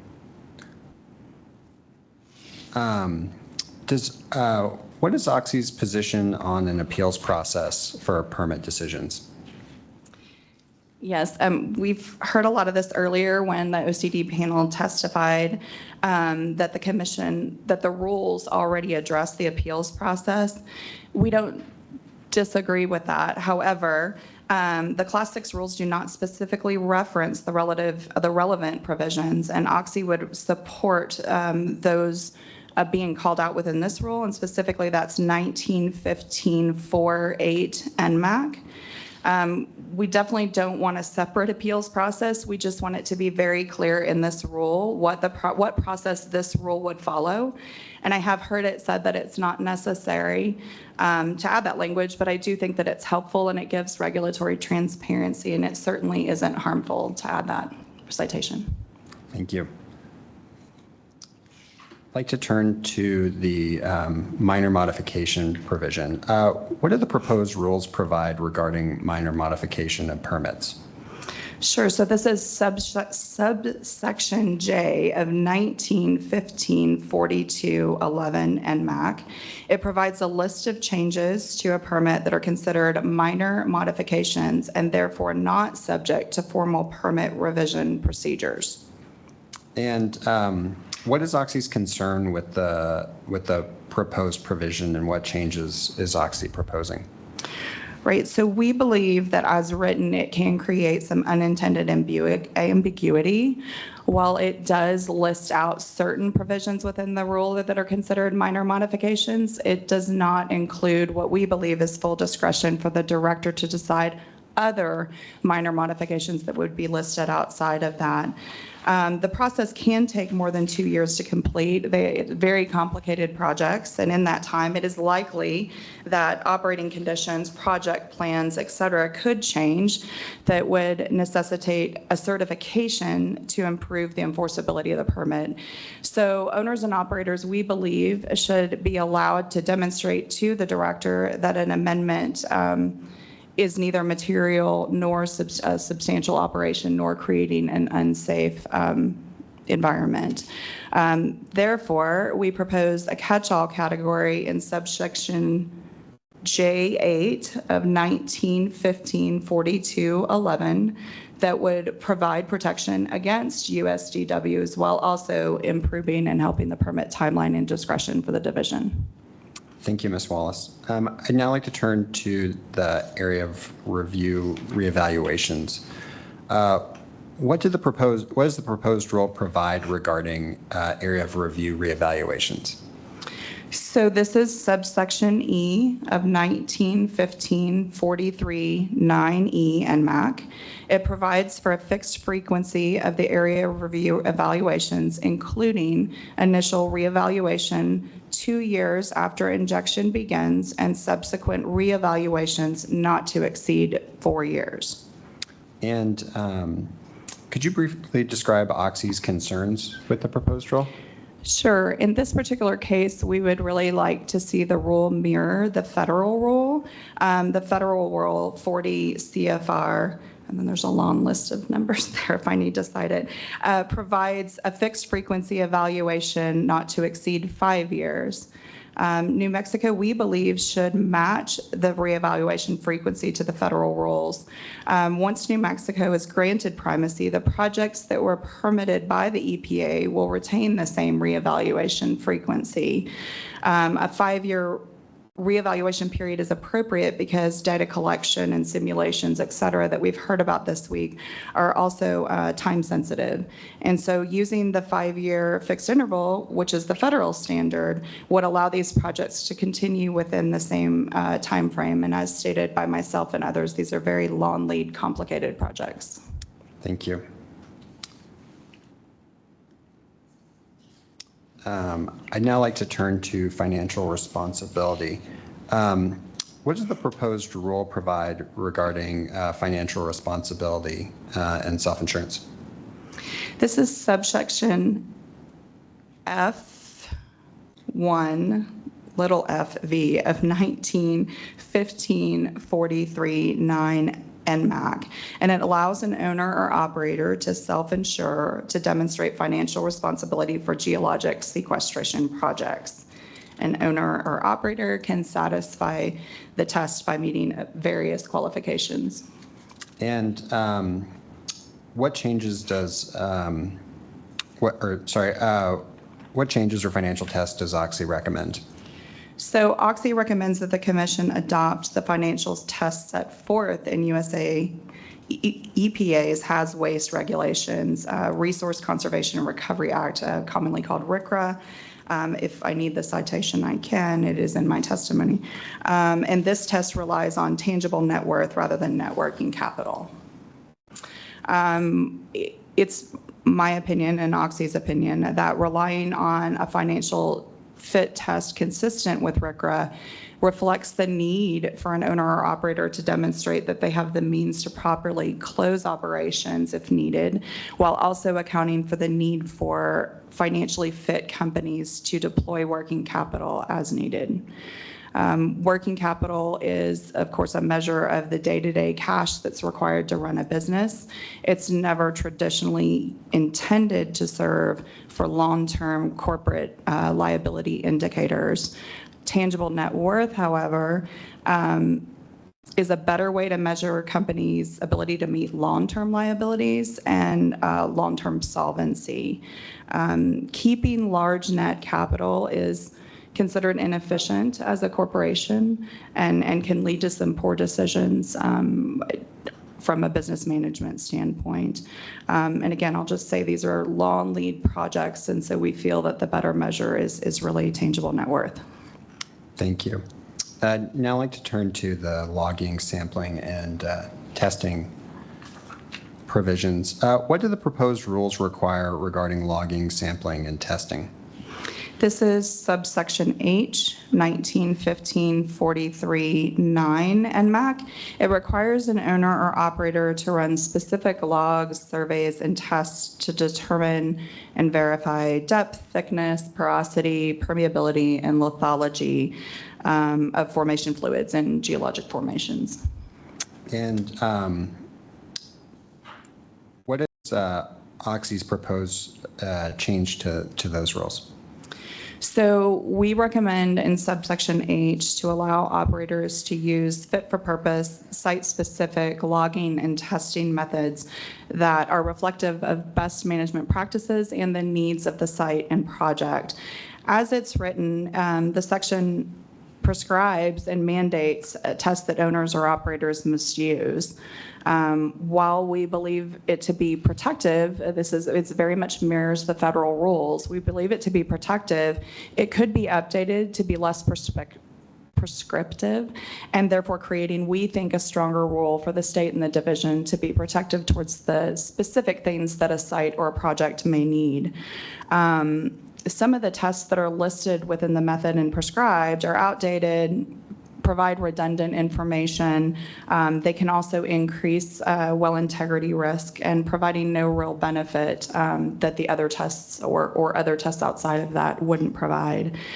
Again, we believe that the rules should be performance-based rather than prescriptive, and we believe that the rules should allow for the infusion of new technologies should they become available, the discretion of the agency around projects and geologic reasons to dictate what those tests need to be.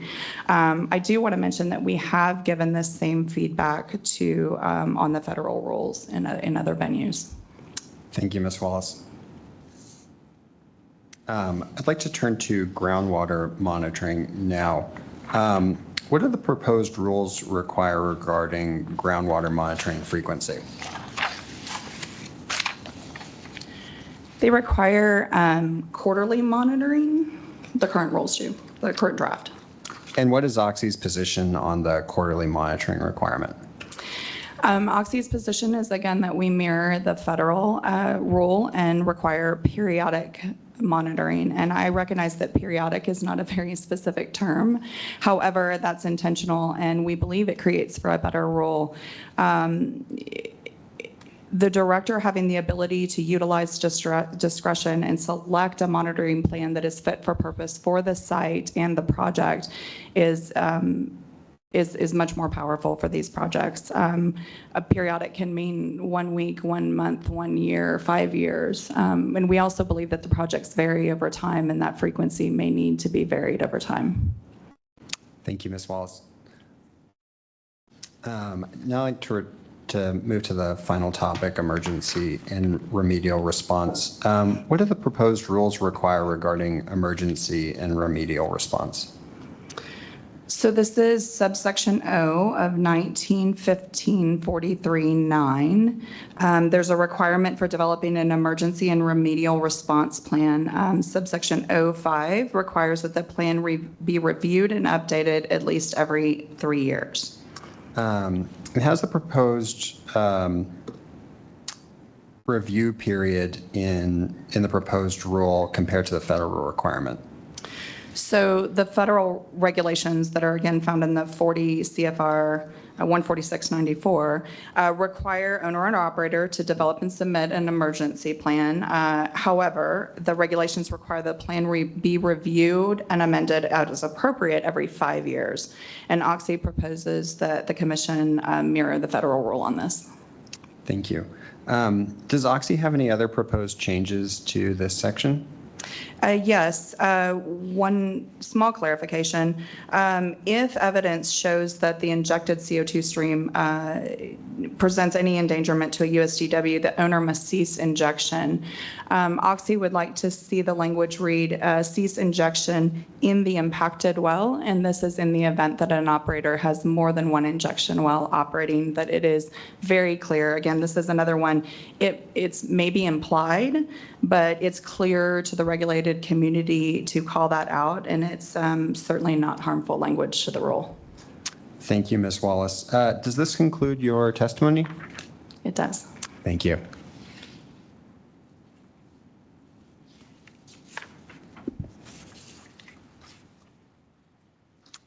I'd like to now move on to our rebuttal witness, Ms. Caroline Wachtman.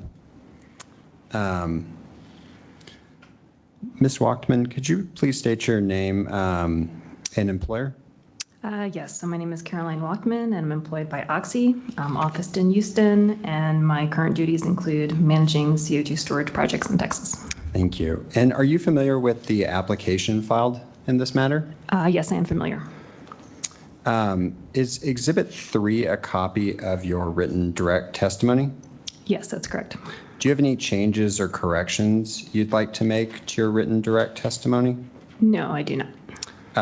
Do you adopt your written direct testimony today? Yes. Okay, thank you. Ms. Wachtman, what are your professional qualifications? Sure. So I'm a professional geologist. I'm licensed in Texas, and I have over 20 years of subsurface experience. I've got a bachelor's degree in science of geology from the College of William & Mary and a master's degree in science of geology from the University of Wisconsin-Madison. So the first 15 years of my career were spent with ExxonMobil, where I focused on oil and gas exploration, development, and production, primarily for international projects such as Kazakhstan, West Africa, and the Caribbean. And my teams and I were responsible for characterizing reservoirs through seismic interpretation and well analysis, modeling and simulation, and for permitting projects with international regulators. In 2021, I pivoted my skills in reservoir characterization and project management to CCS. And for the past 4 years, I've been working at Oxy, where I've been designing, permitting, and executing CCS projects in Texas. Notably, my team and I successfully permitted 3 Class 6 wells for the Brown Pelican project in Ector County, Texas. These are the first 3 Class 6 wells that were permitted by the Region 6 EPA, and the first 3 Class 6 wells that were permitted by the Texas Railroad Commission. I'm responsible for writing and implementing monitoring, reporting, and verification, or MRV plans for Class 2 EOR projects. And furthermore, I'm working on permitting Class 1 wells associated with CCS projects in Texas.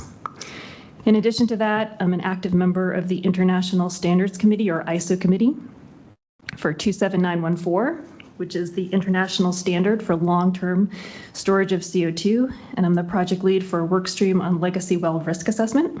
Ms. Wachtman, I'm sorry, when you read, you speed up. Would you slow down a little? I apologize. Thank you. Thank you. Do you need me to repeat any of that? Okay. I also co-chair multiple professional events, including the CCUS conference, which is sponsored by the American Association of Petroleum Geologists, the Society of Professional Engineers, and Society of Exploration Geophysicists, and I am also the lead of the Carbon Management Pavilion, which is at the annual Geology and Geophysics Conference. Thank you. Is Oxy Exhibit 4 a copy of your resume? Yes, that's correct. Thank you. And that resume reflects your experience and your education experience. Correct. Thank you.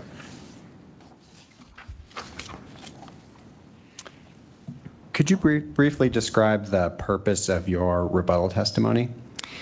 Sure. So the purpose of my testimony today is to respond to proposals advanced by the conservation groups. Those are through witnesses Peter Morgan and Dr. Charles Harvey, and the Center for Biological Diversity through witnesses Dr. Catherine Helm-Clark. These would impose requirements that exceed the federal Class 6 framework without commensurate benefit to the protection of underground sources of drinking water.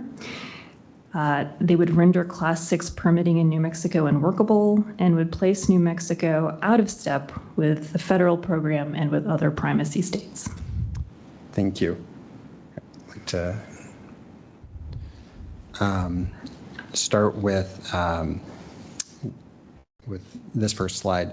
What does the Center for Biological Diversity propose regarding setbacks for Class 6 wells?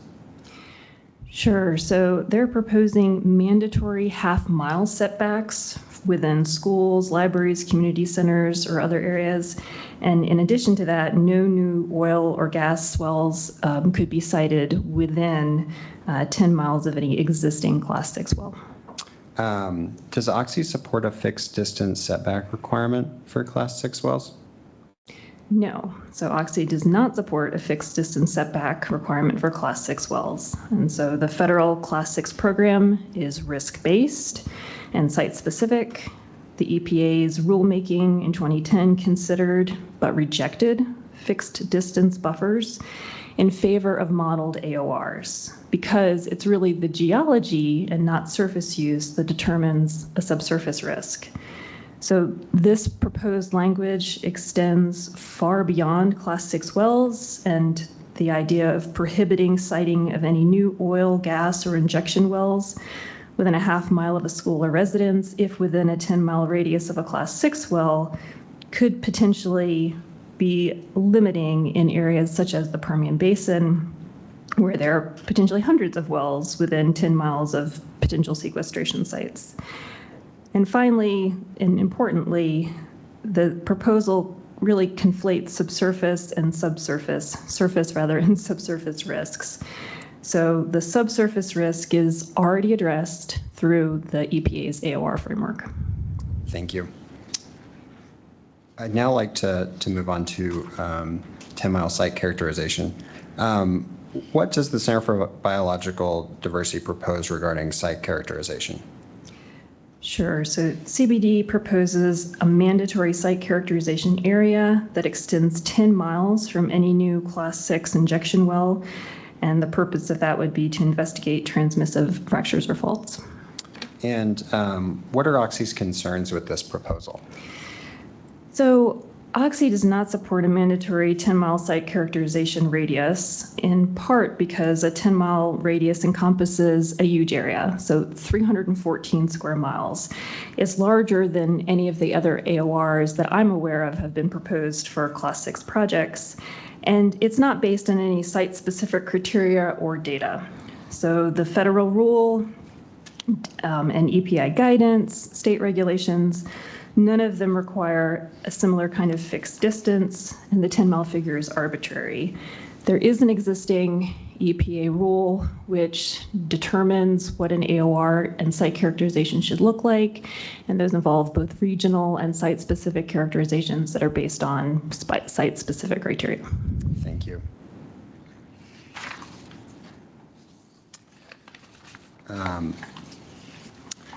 What does the Center for Biological Diversity propose regarding corrective actions beyond the area of review? Yeah, so CBD is proposing that operators to identify and perform corrective action on all wells within a half mile of public buildings and residential zoned areas that are located within a 10-mile radius of a proposed Class 6 project. And importantly, that's regardless of whether those wells are within an AOR or not. And what are Oxy's concerns with this proposal? So Oxy doesn't support this proposal because corrective action should be directed at wells that are within the zone of potential endangerment, which is defined as the AOR.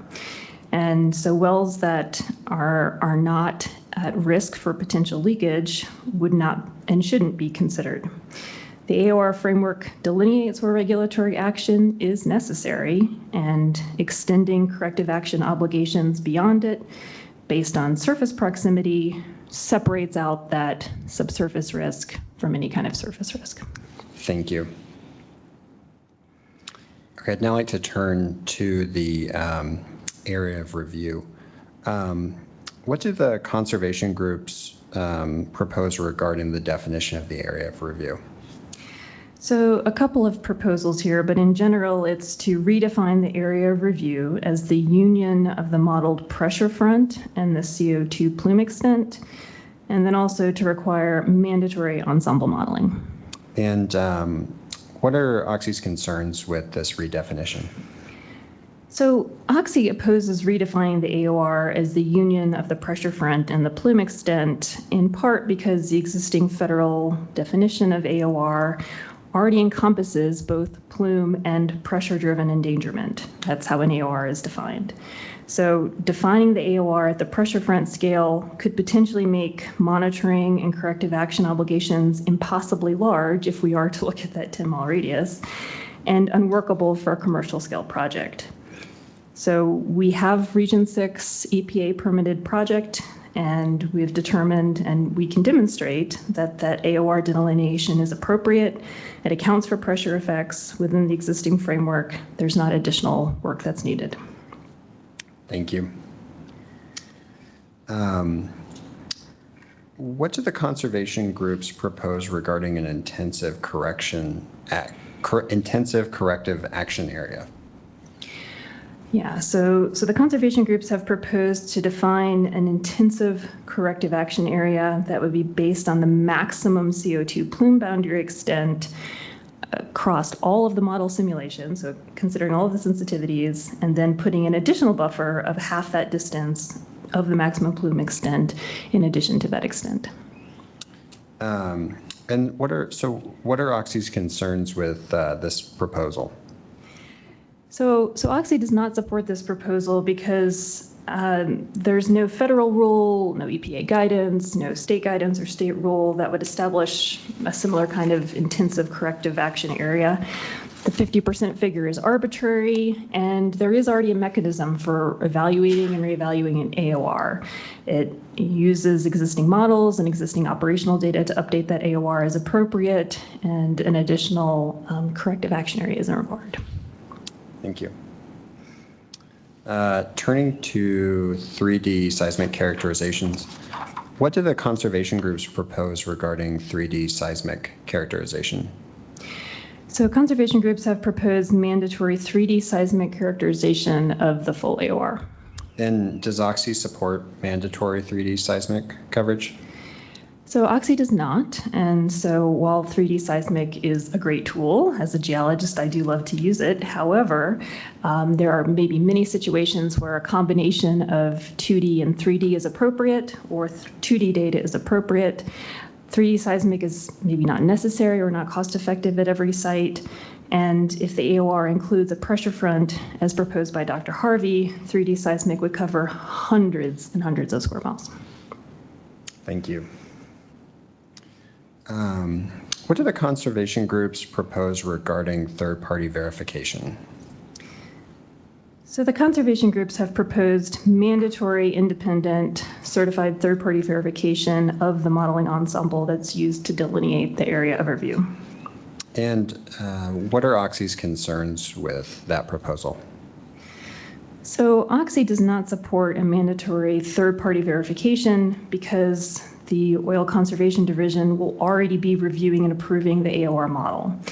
They have the technical capacity and the resources to perform this review and analysis, and then an additional verification requirement would introduce a regulatory bottleneck. I can provide more information about how long these processes take based on my own experience. There's no primacy or state that imposes, no primacy state, I should say, that imposes such a requirement, and adding it would just create more costs, more uncertainty, and potential delays. The existing review process is adequate. Thank you.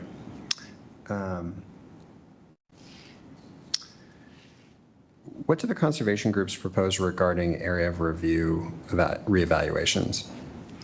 Yeah, so the conservation groups have proposed an extensive list of mandatory on automatic triggers for reevaluation of an AOR.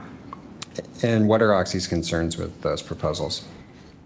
So Oxy doesn't support the proposals put forth by the conservation groups, and maintains that the reevaluation frequency really should match the federal standard, which is the 5-year standard. This interval was established by the EPA after notice and comment rulemaking. It was established with full consideration of data-driven modeling and analysis of the timelines involved. There's already requirement for operators to provide monitoring and operational conditions that would warrant a reevaluation. And additionally, those monitoring and operational conditions would be reported on the semi-annual and annual reports. We should use a site-specific approach. This is reviewed and approved by the director before injection begins. It's more protective than a one-size-fits-all approach because it's really calibrated to that actual site with those site-specific geology and triggers. Automatic triggers are arbitrary and they don't account for that site-specific variability. Thank you. What does the Center for Biological Diversity propose regarding well identification? So the CBD proposes that operators should locate every well in the AOR through both non-physical review and a geophysical investigation. And what are Oxy's concerns with this proposal? So I'll start by saying that Oxy supports a robust well identification using appropriate site-specific tools, but we oppose a blanket geophysical investigation mandate across the entire AOR. So geophysical surveys will not work in all cases. For example, in cases where casing has been pulled, magnetic surveys will not be very effective at detecting those wellbores. So the proposed rules, existing framework, and identification methods that are approved by the director provide the flexibility to deploy the right tool for the right site. Thank you.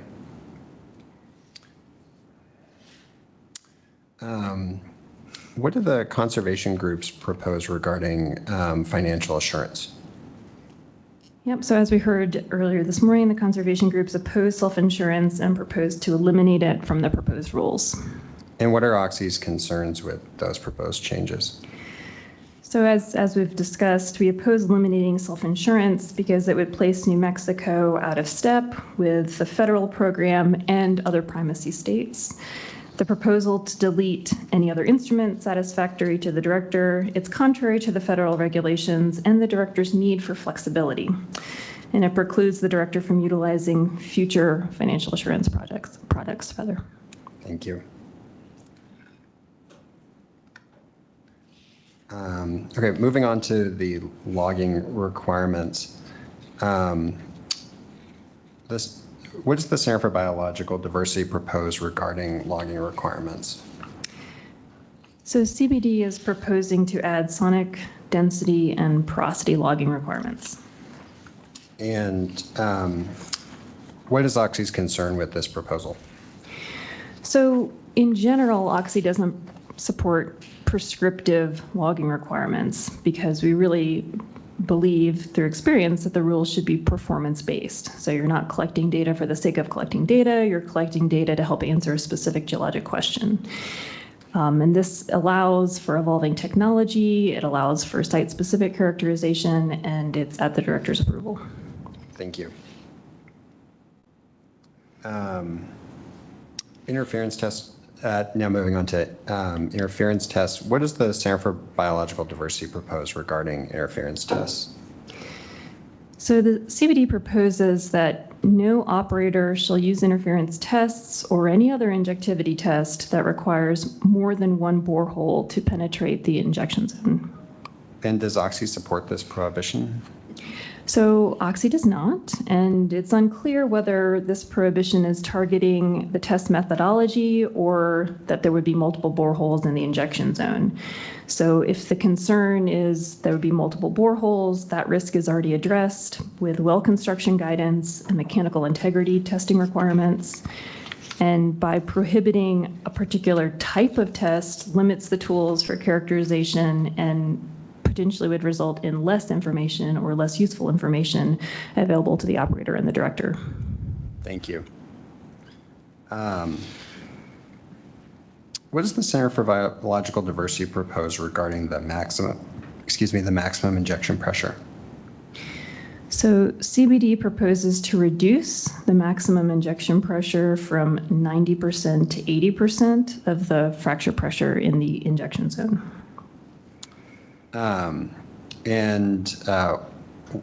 What is Oxy's concern with reducing the injection pressure limit? So the 90% limit is the federal standard, and it's the standard under which every other existing Class 6 permit has been operating. An additional 10% pressure reduction is arbitrary, and it reduces the ability of the operator to inject the desired amount of CO2, which could result in the need for additional wells or extended timelines, potentially increased surface disturbance and cost without a demonstrated safety benefit. Thank you. Moving on to the testing and monitoring requirements. What do the conservation groups propose regarding a minimum number of monitoring wells? So the conservation groups have proposed a mandatory minimum of 4 monitoring well locations. And does Oxy support a mandatory minimum? No, Oxy does not support a mandatory minimum number of monitoring wells because the appropriate number of wells and the placement of those wells should be site-specific. It's based on the size of the AOR and the particular characteristics of that project. A blanket minimum substitutes an arbitrary number for a director's expert judgment. Thank you.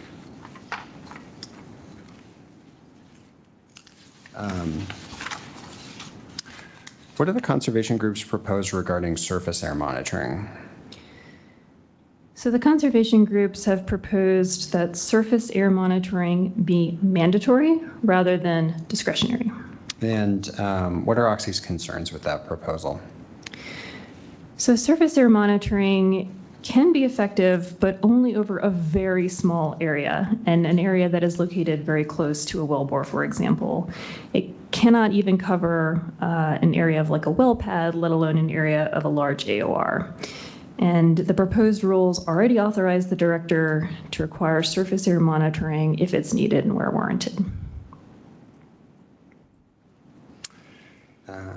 Okay, moving on to seismic threshold metrics. What do the conservation groups propose regarding the seismic threshold metric? So the conservation groups have proposed that seismic thresholds use peak, or the metric that must be used, I should say, is peak ground velocity or peak ground acceleration. And what are Oxy's concerns with codifying a specific seismic threshold metric in the rule?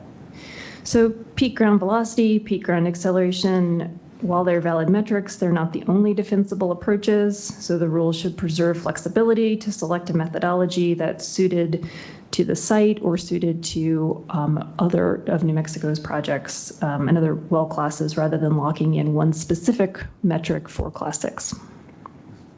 Thank you.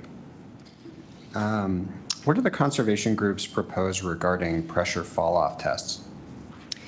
So Dr. Harvey proposes mandatory pressure fall-off testing that's run to completion.